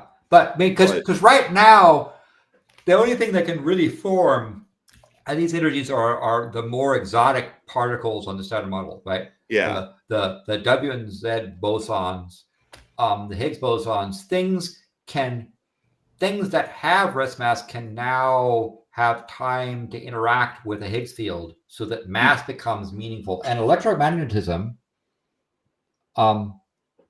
and so above there's a symmetry that happens, symmetry breaking that happens, and so now in this case we have essentially a how should I say that the electroweak is, correct me wrong, isn't the electromagnetic and weak interactions remain unified, but strong becomes interaction becomes separate. I think that already happened before inflation, right? The strong interaction broke off. I was going to ask about that. What is the timing of that? Well, pre-inflation, you have the gravitational epoch. Electromagnetism, strong and weak nuclear are sort of become electronuclear. Somewhere between grand unification during inflation to somewhere in this current electroweak epoch, strong nuclear becomes more like what we experience today. Electromagnetism and weak nuclear interactions are still kind of smashed into a electroweak force, but strong nuclear begins there. And also, you start to have real, some of the first particles on our standard model, the bosons, the W and Z bosons and the Higgs bosons, showing up. Oh, you want to say something else? I don't know. No, so sorry for interrupting. No, go ahead. So I real have seen that like sometimes I've seen that according to some sources the strong force broke off right at the end of the grand unification epoch, and that Yes. like because of that. The inflationary epoch is sometimes included within the electroweak epoch. Correct. We don't know. And there's variations in different models. And part of the notion of trying to understand if inflation occurred, if so, what parameters are doing exactly this. So what makes this so weak as opposed to strong, an electro-strong epoch? Well, so the weak nuclear force and the strong nuclear force are two of the fundamental interactions, and then along with the electromagnetic force, gravity has long since split off to go and do its own thing. And the one that remains unified with the electromagnetic force is the weak nuclear force. The strong nuclear force is the force that is described by gluons and is responsible for the binding and whatnot in the nucleus of an atom. And it talks about the relationship between quarks and gluons and all of that fun stuff. The a weak force is one I understand much less well. It's responsible for neutrinos and leptons. Yes. And that's basically what it does. And we don't have those. We don't have those leptons yet, right? We're still too high of energy too early on. So things like electric charge don't really have much in the way of meaning. And mass is another thing. Particle rest mass doesn't have much meaning because you're beginning to form. You have your Higgs mechanism just starting somewhere in this epoch, or maybe during inflation. We're not quite sure. If I'm not mistaken, like the bosons that mediate the weak force, like the W boson and the Z boson, those that mediate the weak force are very massive, and that's why the weak force is very short ranged. But during this time, when the rest mass is not yet applicable, then the weak force becomes the same, basically indistinguishable from the electromagnetic force. Yes, and that energy level, that critical energy level of the transition, has been measured at around 159.5 plus or minus 101.5 gigaelectron volts, and so those bosons you talk about become significant, which is why the weak nuclear force weak nuclear interactions start to become significant, and it's why in the quantum field you can start to say that we have W and Z bosons and the Higgs mechanism beginning. Prior to that, rest mass didn't really have any effect. You might have had rest mass, but it didn't do anything for you. Is that a fair way to say? I think it's also, again, going back to my water analogy, you have water molecules and nitrogen molecules, and they have different masses, but if you heat them hot enough, then those differences become almost irrelevant, because they behave the same way in the gas phase, for example. Yes. So shall we move on to the next epoch, the quark epoch? Well, good. We were going to say something before we do that. Well, so what particles at the end of are coming into existence and become decently well defined? Do you have quarks at this time? No. Okay. Do we have any particles? We have bosons, the W and Z bosons and Higgs. Okay. Like if I'm not mistaken, like the main difference between the quarks and the leptons is that quarks have color charge, right? And the leptons don't have color And charge. we don't, and color isn't really a property that makes sense at this stage. Oh, I thought that like the strong forces are already separated, right? So Well, it's towards the end, or somewhere towards the end. Pretty No, good no, at that critical But energy. See, The- above no, that dude, critical energy, that's the weak. electroweak. that's weak force. I meant the strong force mediating the color charge. That's all has already separated at the end of the. Towards the end, yes. And but no, but no, no, that's, no, no, no. Before before electroweak epoch. Yeah, it's the the strong electroweak epoch. force. It's already separated out, right? It's already separate. At this point, the strong force is already separate. yeah, but it's only probably towards the end of this epoch that you even have the carriers, right? The W and Z bosons Okay. can form. No, the this glue epoch. ones. No, I'm Yeah. referring to the glue ones. well, that's why we need to get to the next epoch, right? No, Because sorry for this that. is Yeah. this is let's go to the quark epoch where we're going from a picosecond down to maybe 2 microseconds. All right, real question. So are quarks currently now the smallest thing we can observe? I don't know what you mean by small, and I don't know what you mean by observe. So I mean, The quarks, I think, are point particles to the extent that they don't have like a spatial extent if you perform a position measurement. But I think what you want to say is fundamental particles, right? We believe that fundamental particles like electrons and neutrinos and quarks and gluons are fundamental. They don't decay to something less. because They don't. Because we used to think atoms were the smallest, then we found that atoms had parts. And now But small becomes problematic. I wouldn't call it small. You and I would say no. This is a big point, right? That size is not a thing, particularly from like an electron that should be point size. What you talk about is something complex and compound, like a proton, can decay into stuff. You can split it into stuff. Whereas you're not going to take an electron and split it into sub-electron thingies. You're not going to take a quark and split it into sub-quark. That's what I meant, kind of. I just can't explain it. It's a situation where you have like, what's the size of a quark? Data not found. Yes, that's the answer. So in this quark epoch, right, we've now gone, and it lasts from the first picosecond down to about 2 microseconds. The temperature drops from 1,000 trillion Kelvin down to about 1 trillion Kelvin. The energies go from 150 GeV to 150 MeV. Now we're well into the particle physics stuff. And what happens here is that you get electric breaking of the Higgs mechanism. Mass and electric charge becomes quite become their own thing.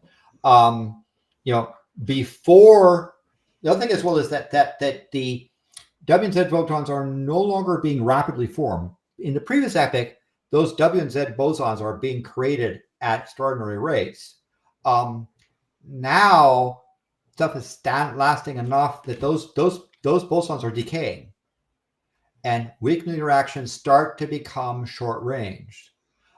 Before this, the collisions are so energetic, too energetic to form quarks, to allow quarks to form into mesons, so that's pairs of quarks, or baryons, 3 quarks. Right? You might have had quarks, but you couldn't have pairs of them to form meson, or triples to form baryons. So what you get out of this thing is a quark. What you get is a quark gluon plasma.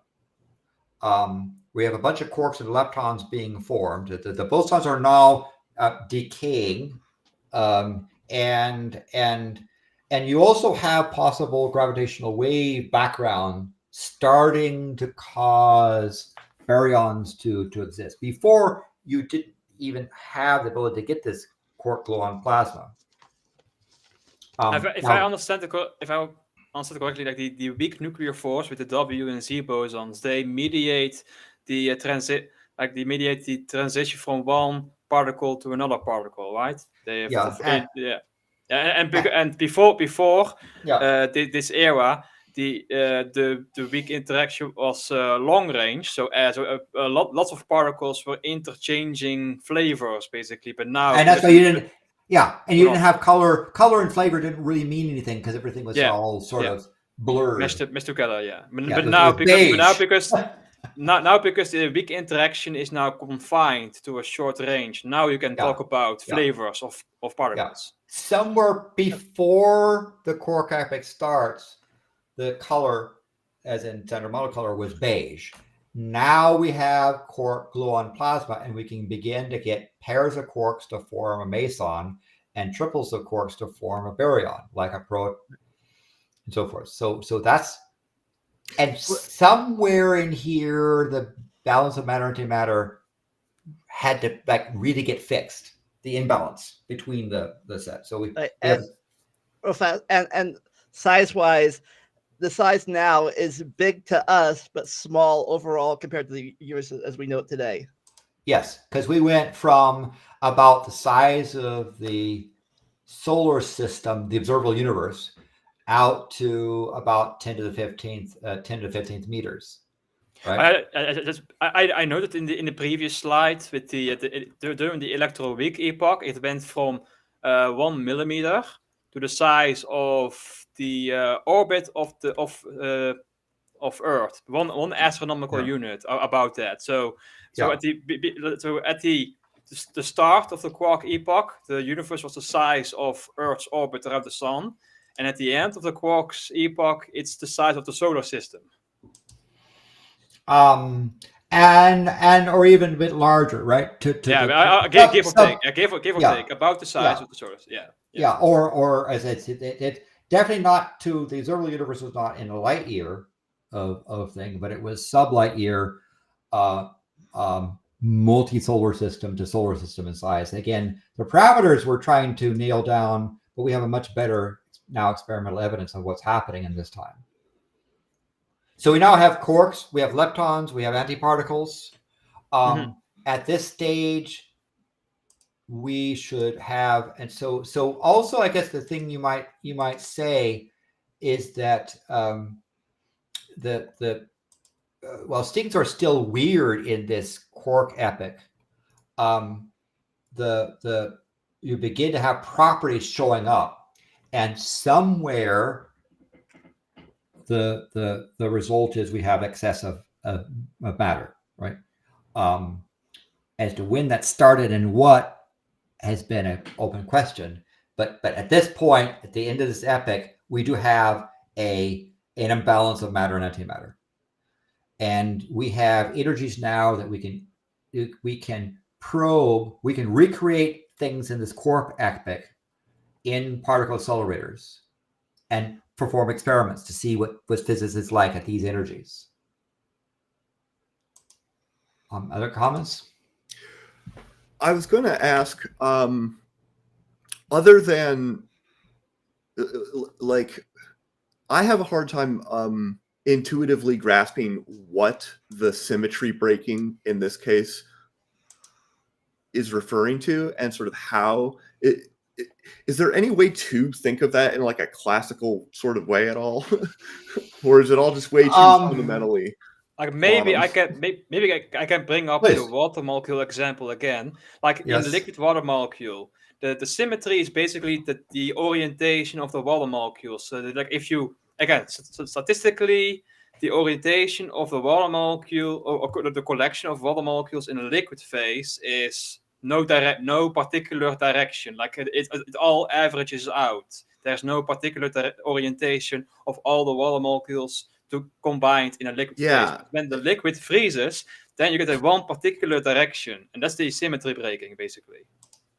Yeah, but like what symmetry is being broken? That I don't know. Transition here. Like I understand that the symmetries, I even understand like symmetry breaking and phase transitions and stuff like that, which I guess this is in a way, but this is a continuous, like, it's a symmetry breaking of the interactions themselves. And so the phenomenon is basically you got where you've got a disordered but a symmetrical state collapses into an ordered, less symmetric state. So example, it collapses is in if you have something, symmetry breaking can distinguish, two types of things from an explicit to a spontaneous event. I mean, one way to think of it is that it in a layperson's term, the idea that a physical system in its lowest configuration is not the most symmetric configuration of the system. So you might have a case where it's at a higher than the lowest introduced state, and it breaks into two distinct states. And the question is, does it break equally or does it break asymmetrically? And so charge, before at higher energy scales, you have too much energy and there's too much fluctuating and whatnot going along in the quantum fields to have charge like sort of be a solution that minimizes the energy, basically. And then when you go below that energy, though, then it becomes more energetically advantageous for you to sort of settle into these two things, and those two things have other properties that it's why we call it charge. It's also the case with water. Like in liquid water, the intermolecular forces is weak, or at least the energies are high enough for the intermolecular forces to be broken up constantly. So you still have liquid phase, but the energy is high enough to prevent it from freezing. But at a certain point, the energy becomes low enough for this to be locked in place, basically. Yes. Yeah. So what might help if you look at that picture that's there right now, right? If you come in to the center, you've got symmetrical side, but that symmetry breaks as you move down to one side or the other. You no longer have a symmetrical system. You've got to basically choose one or the other. Yeah. So that graph shows you that. I mean, that sort of a it's a function which starts off coming down the center axis, and so everything's symmetrical. But at some point, it's got to break that symmetry and be one or the other. And one or the other of what? Well, that could be one or the other. That bifurcation can be a matter again of and it has to do with like quantum tunneling to one side or the other, right? If you can't just sit there and have everything be equal. You got to have balance. And so again, go ahead. Yeah, so with some particles, as far as we know, can be neutral. That's because they don't. So it doesn't. Does that? I guess that's still a solution or something, or maybe neutral also didn't. Let's look at the next picture, the next slide, right? And here in the standard model particle of physics, right? In this situation, go ahead. Yeah, I found this image, and it seems to go into this symmetry breaking in more detail, but I have no idea what it means. Right? Because you have, in this particular case, you have a hypercharge that is balanced, and the charge has to basically something that would be neutral has to all of a sudden now you have, because you're having these forces come into play, right? Where now you're going to get a charge that's going to be one side or the other. And so your symmetry, the symmetry of a hypercharge breaks, and you now have a distinguished charge. And in this particular case here as well, the things you'll find is that it's like the spin zero Higgs boson now breaks symmetry, and you have it on one side or the other. You no longer have everything being balanced, right? Things have to maybe you say in quantum mechanics they have to make a choice in getting down to, and the only you can transition would be to tunnel across the barrier.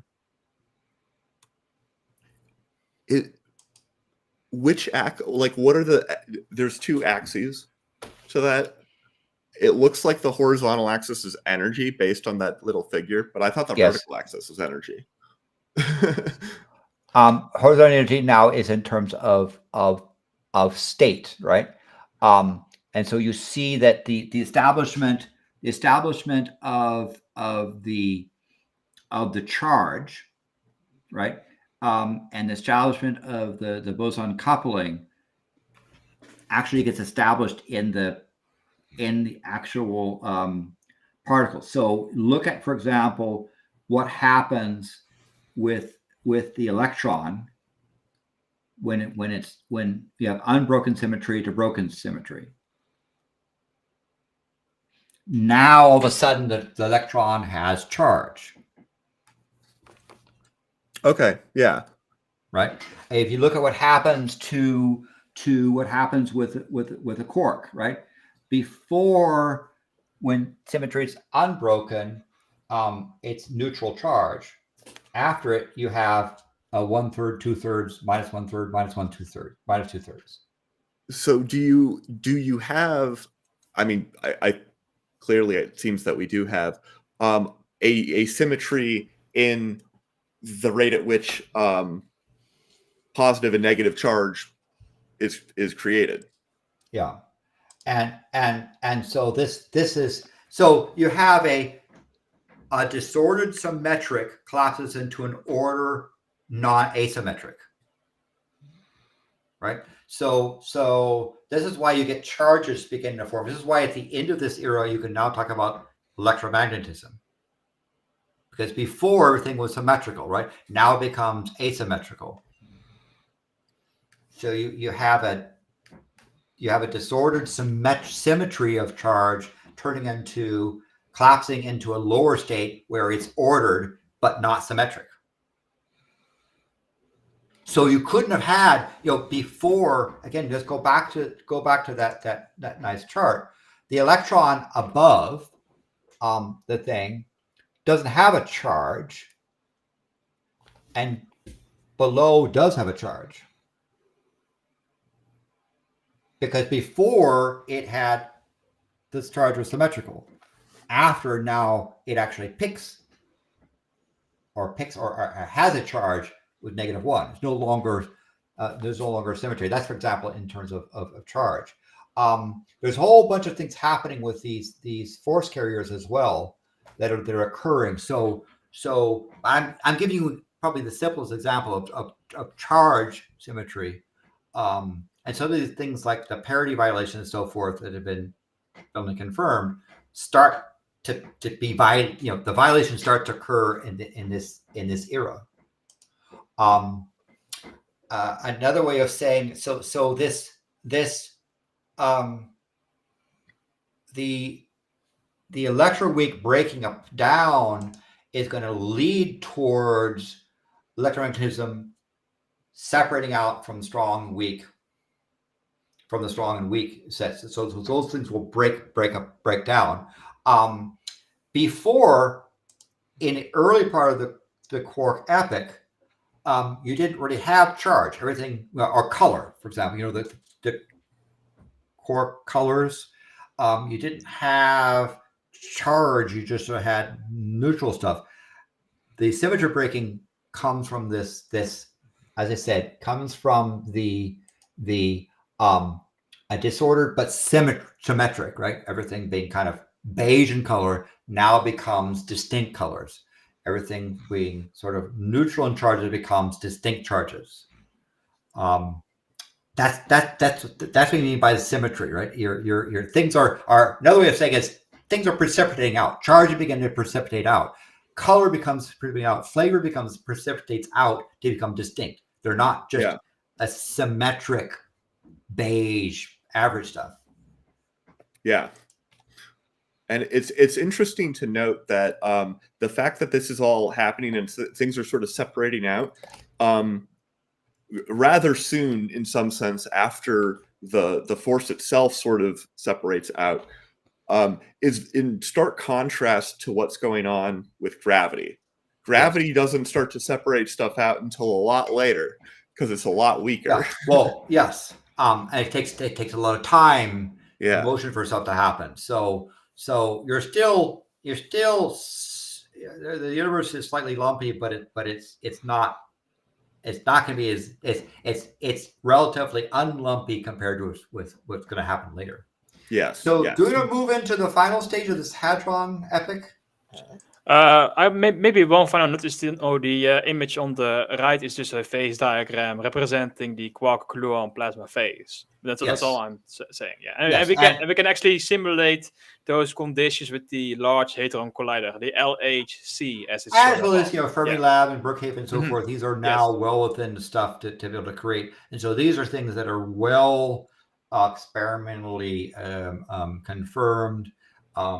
And we have a lot of information now about how the universe operates at these scales, these temperatures, these densities. Yeah, so, there are very few surprises that are found in studies of these interactions nowadays. Yeah. So it's gone from 2 milliseconds. We're now into the microseconds, I think. I'm sorry, microseconds. Sorry, microseconds. Probably.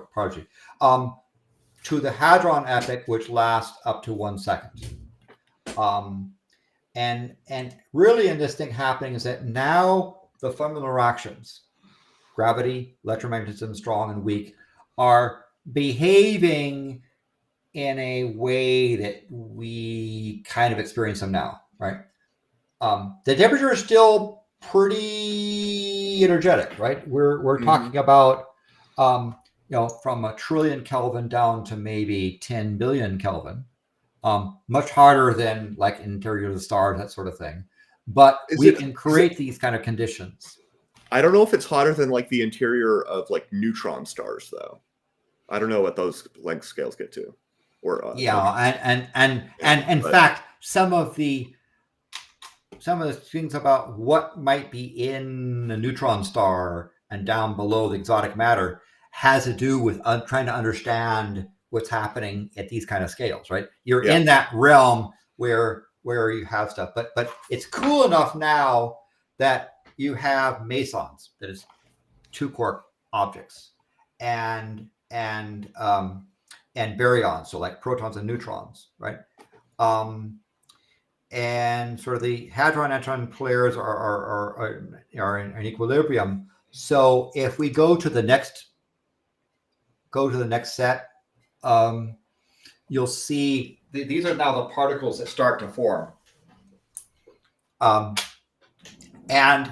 this is where we see like energy turning into particle-antiparticle, and the antiparticle annihilates the particle to get energy back again. We start to see this symmetry of matter antimatter, yet we have a dominant of matter. So the quarks and gluons have actually formed nucleons, these more complex structures. But we don't call them fundamental because you can break them down into smaller stuff. And we have the pions and mesons and those sorts of things that are there. But now the fundamental interactions are in their sort of current, we call them current form, although a bit extreme. The universe is cooling down. You have energies from 1 million electron volts down to about 150 million electron volts to about 1 million electron volts. Temperature is still quite exotically high. But after all of the antimatter matter hadrons annihilate each other, we're left with 1 out of 640 million matter, right? So somewhere in the past, we have a little bit more matter than antimatter, so that by the time the matter and antimatter annihilate each other to form a bunch of photons, there's a little bit left over. So the asymmetry now has meaning in this era. It occurred somewhere in the past. We don't quite know where. But now the universe is dominated by photons. Why? Because if you look at that that chart there, you see energy turned to matter, antimatter, antimatter annihilates with matter to create photons. We have the universe is now dominated by photons. We actually have electromagnetism. We actually have photons that do something. We also have neutrinos. They are weird particles, right?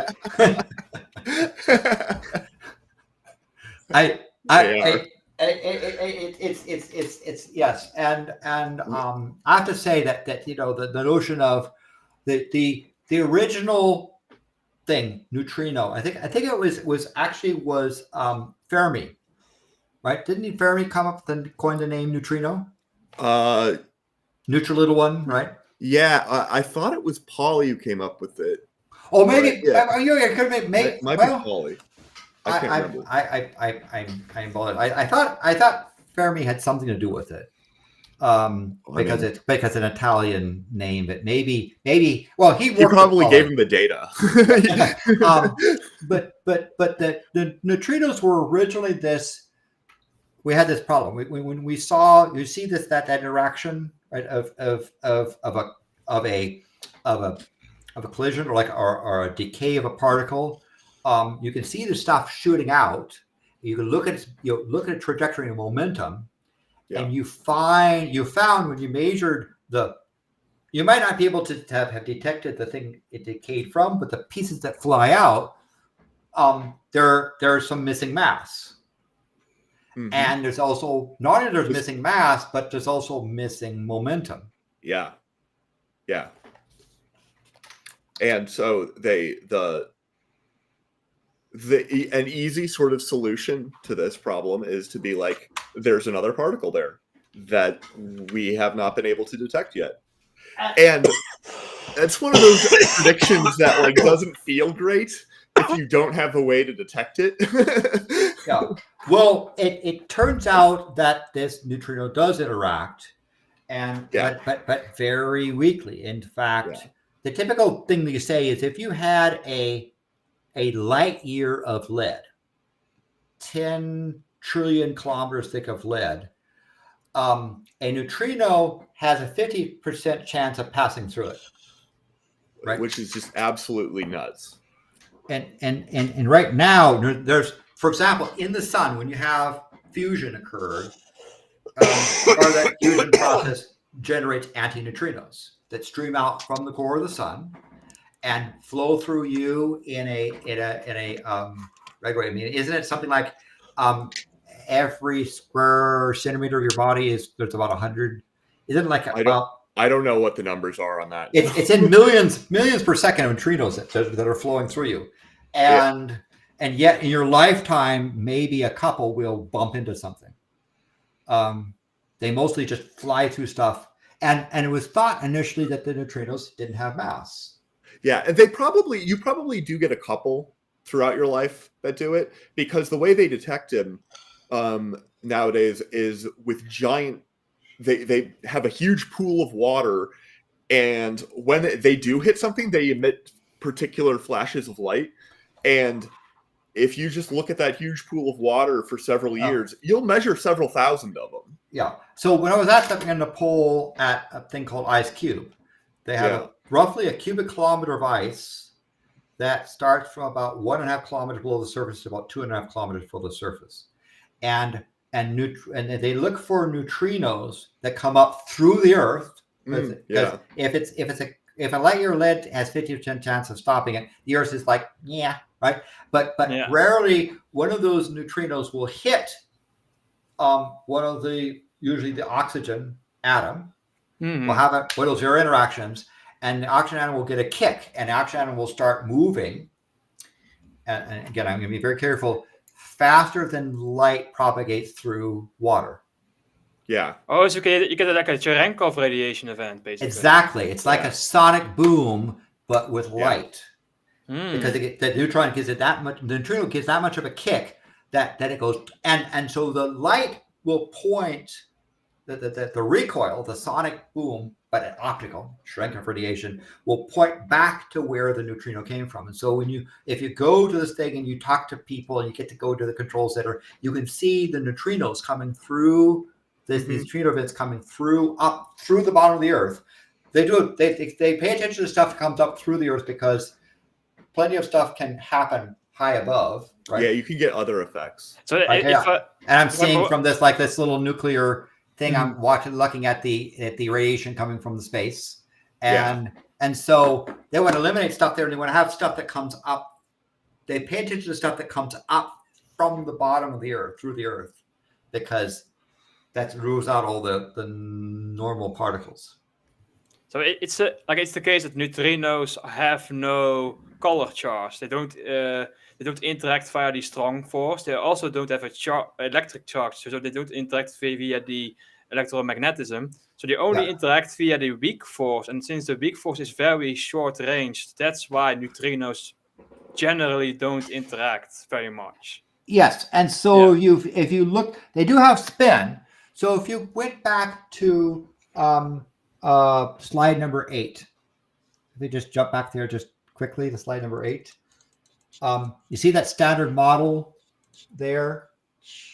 It turns out that your leptons, these are fundamental particles, your electron, your muon, your tau, have corresponding neutrinos. There's an electron neutrino, a muon neutrino, and a tau neutrino. So you have sort of 3 families of particles, just like you have the quarks. You have the leptons on the other side, and those families have the corresponding neutrinos. Neutrinos have mass. They do have a tiny bit of mass, but they have no charge. They have spin, but they're effectively neutral. And surprise to people was that neutrinos actually have mass. One of the events I was privileged to experience was an event called Supernova 1987A, where a star in our neighboring galaxy, Large Dimensional Cloud, collapsed. And at a distance of 187,000 light years, the result of that collapse hit the Earth. Normally in these neutrino particle detectors, IceCube wasn't operating at the time, you might get a couple of events per month. But what happened was there were 3 neutrino detectors, and one of them announced, and it was back when Usenet was there and called net.astro.research. They said, we're shutting down. We had our detectors had gone haywire because we recorded about 17 neutrino events in the course of a fraction of a second. We got to work out the bugs. And another thing said, well, we're just about to announce that we're shutting down too because we had this spurious signal. And then someone says, well, when did it happen? And the third one said, time. Just by your curiosity, were the neutrinos going in a particular? Because actually, the Japanese one could tell. It said, the neutrinos seem to come within a couple degrees of this area of the sky that happens to be in the Large Dimensional Cloud. And then the guy named Sanderlich was in South America, I believe in Chile. He was taking pictures of the Tarantula Nebula, beautiful nebula inside the Large Dimensional Cloud. And he was trying to do the thing about tracking with the crosshairs of a faint star. It's very difficult to photograph because there's not much distinguishing stuff. And so he was trying to take photos of this thing, guiding it it was such zoomed in magnification. You had to watch the crosshairs. The crosshairs drifted off from a star. You had to bring it back. And the star was faint. And he just noticed saying, there's another star down the corner. Why don't I put my crosshair on that? Because that's a much brighter star.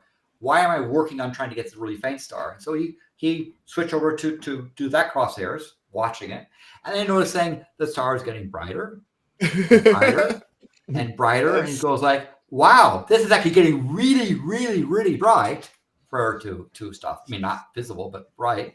And it became really, really bright to the point where you could actually see the thing. And by the way, at that time, he announced there's a supernova, a star collapsing. We'll talk about star collapses, I believe, in BE3, 2 episodes from now. But he said the star collapse. While the neutrino people were saying, wow, we just saw a huge burst of neutrinos, which Japanese say came from the direction of the Large Magellanic Cloud. And then someone said, well, because Stanley was looking at the thing and was starting to see when the star started brightening, he actually saw it beginning to brighten. We know when the photons started reaching us, after traveling 187,000 years. And then the neutrinos came around, and that sort of said the neutrinos did not travel at the speed of light. They traveled just slightly less than the speed of light, right? Over 187,000 years, they were off by a matter of a couple hours. That's how close it was. The neutrinos were traveling, but not quite the speed of light. They actually had mass. I didn't know the neutrinos that they had start right over the photons, because neutrinos don't interact. They escaped the supernova earlier than the photons did. Yes, and so the result was that roughly from you can imagine the shell of that explosion. One of the leading part of the shockwave was neutrinos. Right. A non-trivial percentage of the mass of that star turned into neutrinos. And after that shell traveled 187,000 light years, 107,000 times 10 trillion kilometers, the density of neutrinos was still big enough that 100 million neutrinos per second passed per square centimeter. Right? This huge burst, even after traveling and expanding 107,000 light years, it was detected. And we'll get into more stuff about stars and their stuff, but this is sort of where the first thing of like that the neutrinos were really they have mass, they're weird. I thought that all measurements of their speed were consistent with C. I thought that we've never actually measured a slowdown. No, it should have. Given what we know about the process of a type 2 supernovae and when they emit, because one of the things that happens inside the supernovae about explosion comes from pressure of neutrinos. There's so many neutrinos that get created inside the collapsed core that their pressure, even though they're weakly reacting, helps blow out the star, and it's weird stuff. They're weird.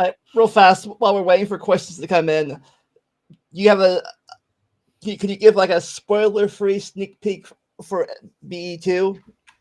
So yeah, BE2, we're going to talk about a number of things happening. We'll leave this 1 second behind, and we're going to be talking about a number of things such as neutrinos, decoupling. We'll get much more weird neutrino stuff. We'll talk about leptons, epic, and we'll talk about Big Bang nucleosynthesis. So far we don't have atoms. The universe will cool down to the point where we actually begin to have some atoms growing around. Do we have neutrons and protons yet, or not even there yet? We do have neutrons. We have the hadrons already. Like neutrons and protons, we already have. They're just beginning to form now. Yeah. Like right now, so far we only have cooled enough for the quarks to condense into the protons and neutrons. Yeah. And the mesons, you get those mesons there. In the next epoch, they'll actually form atoms. They'll actually go neutral, and we'll get a big flash, and we'll have some fun thing. We'll have some recombination and the Dark Ages. So we'll talk about the consequence of atoms actually forming, atoms actually fusing, and then the universe going dark. We have at least 2 questions so far. First one is here. By the way, I'll mention in that thing we're going to talk about essentially we'll go from the first second to about the first 380,000 years. Okay. So yeah, we will end at the CMB, right? Yes. Yeah. Yes. Yeah. All right. So the next era will be the first 380,000, 370,000 years Right. or so. Ask your question about an Artemis program. Artemis. I haven't been following it closely, but so glad to be going back to moon. Artemis is a return to the moon by NASA, and with people who know what they're doing, as opposed to people that think they know what they're doing. And we've had the first Artemis 1 was essentially the equivalent of the Apollo class rockets. That in modern rocketry, and Artemis 1 had a robotic system where they essentially launched from the Earth, achieved orbit, escaped, went to the moon, went beyond the moon, around the moon, and came back. Artemis 2 is going to be the same system, but going to put people on it board, and that'll fly around the moon. They'll do a little bit more observing of the moon's lunar surface. So it's like Apollo 8 was to the Apollo program.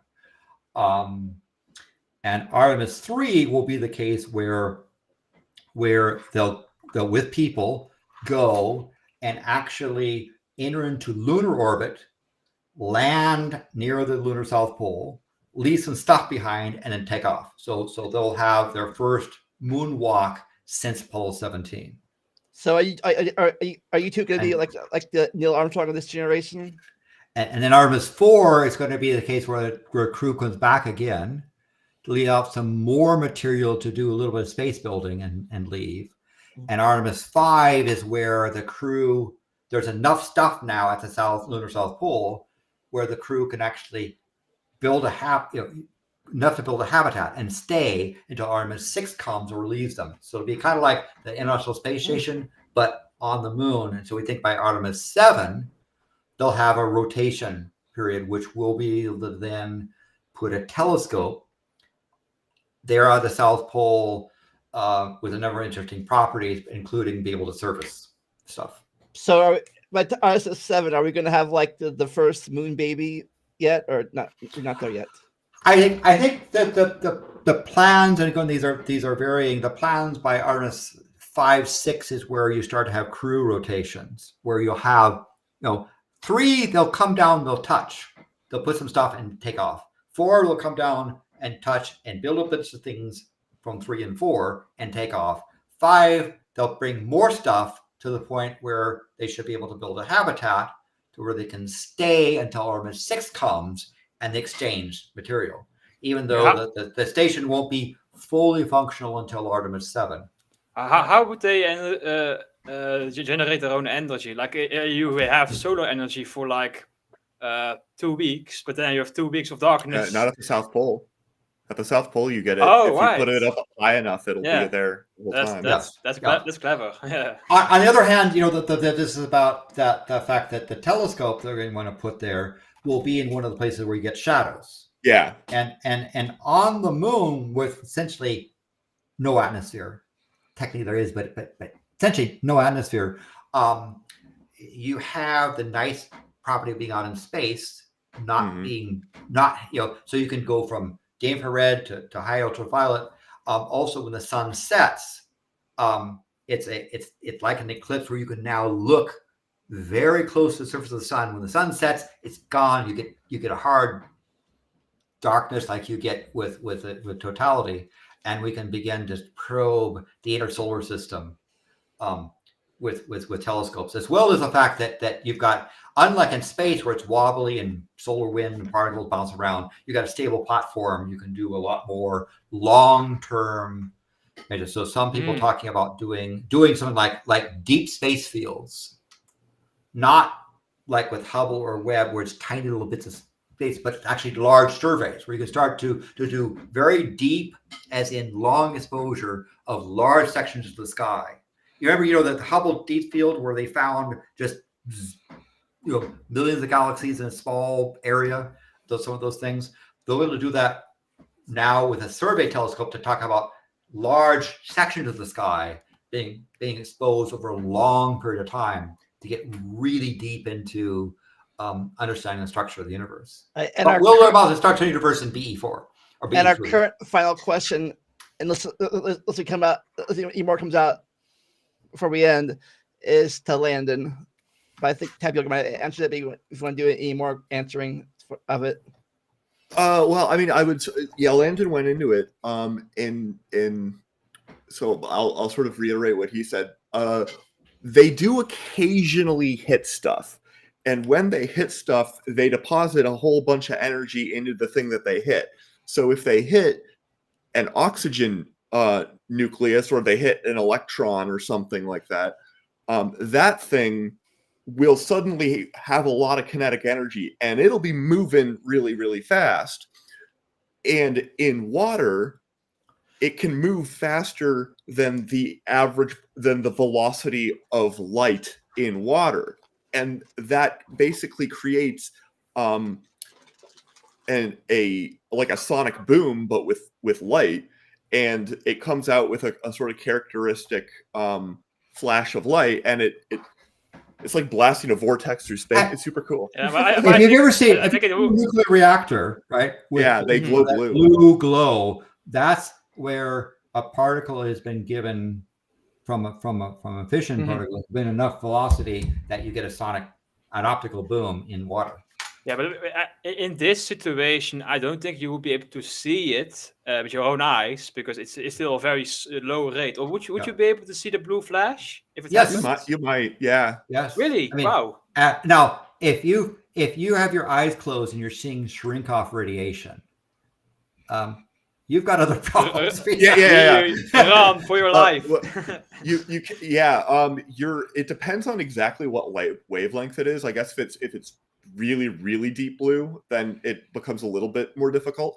But your eye is an exceptionally good photon detector. Yeah. So I've at Reed Reactor up in Oregon. I stood up there. They turn off the lights in the reactor room. You're standing in the grating above the pool, and you turn on the reactor, and you get this nice, beautiful glow, right? And you can see it. It's kind of like the glow in the dark type of stuff, right? Yeah, glow in the dark watches.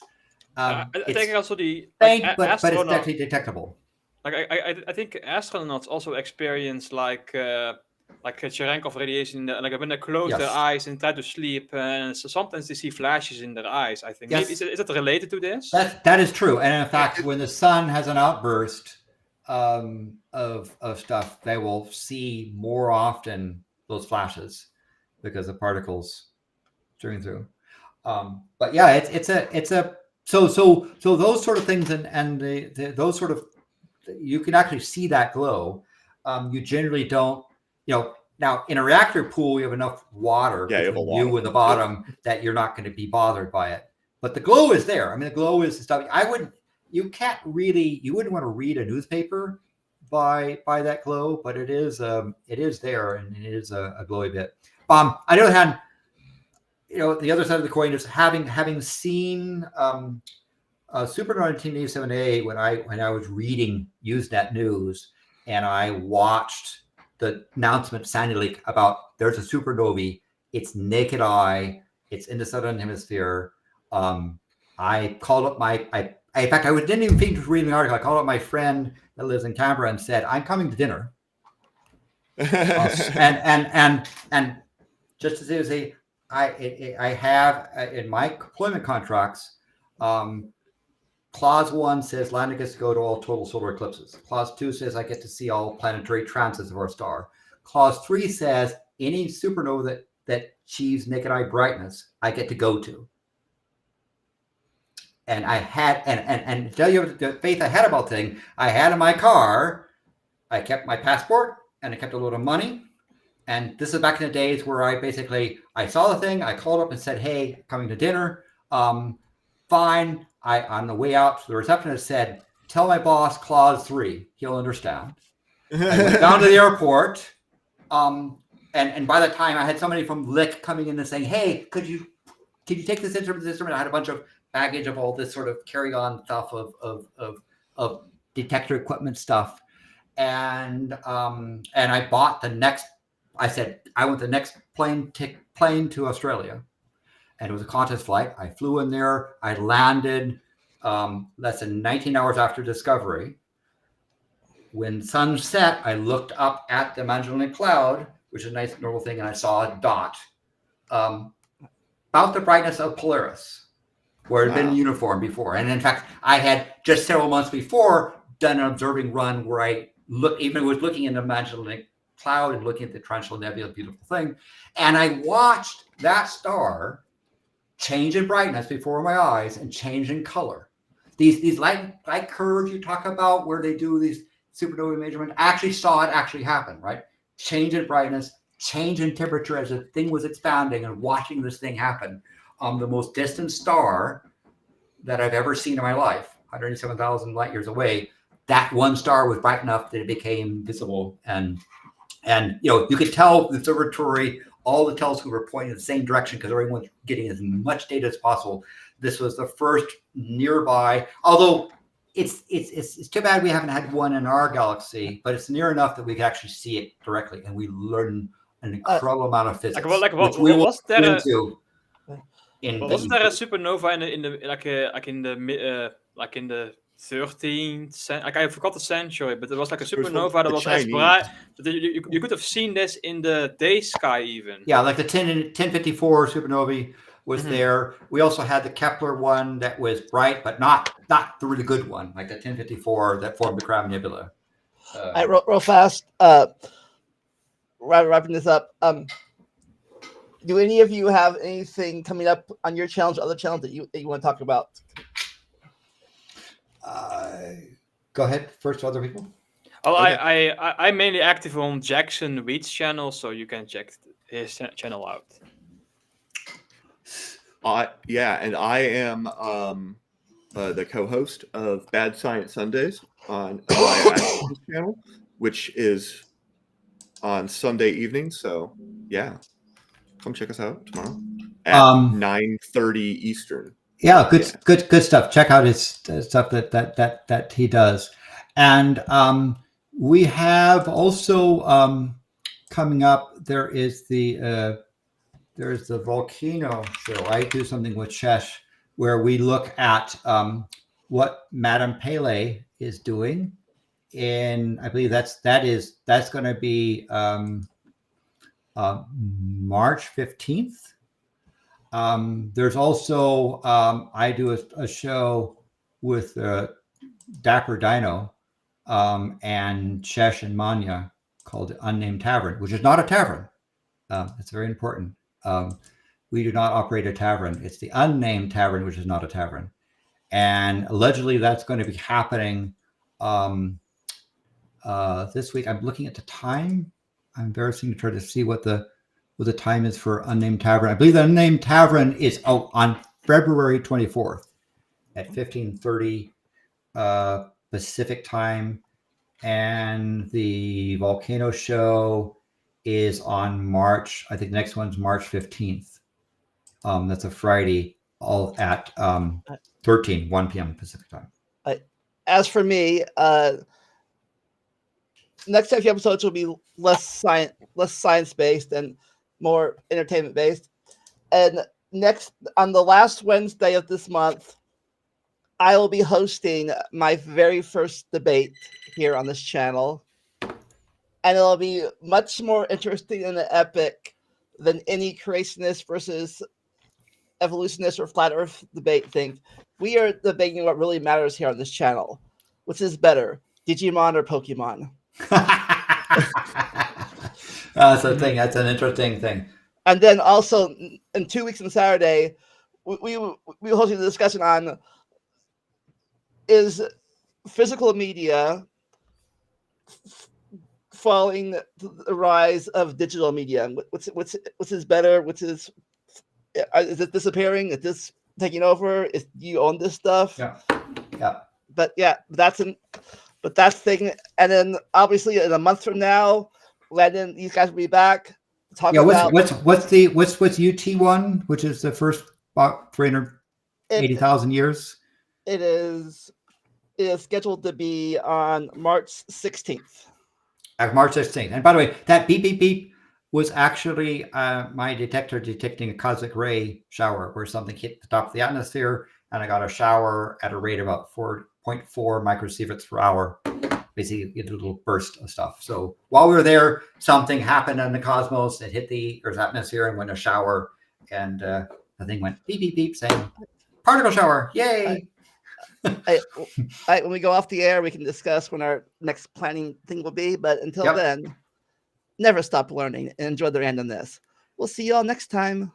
Enjoy our favorite universe. Bye.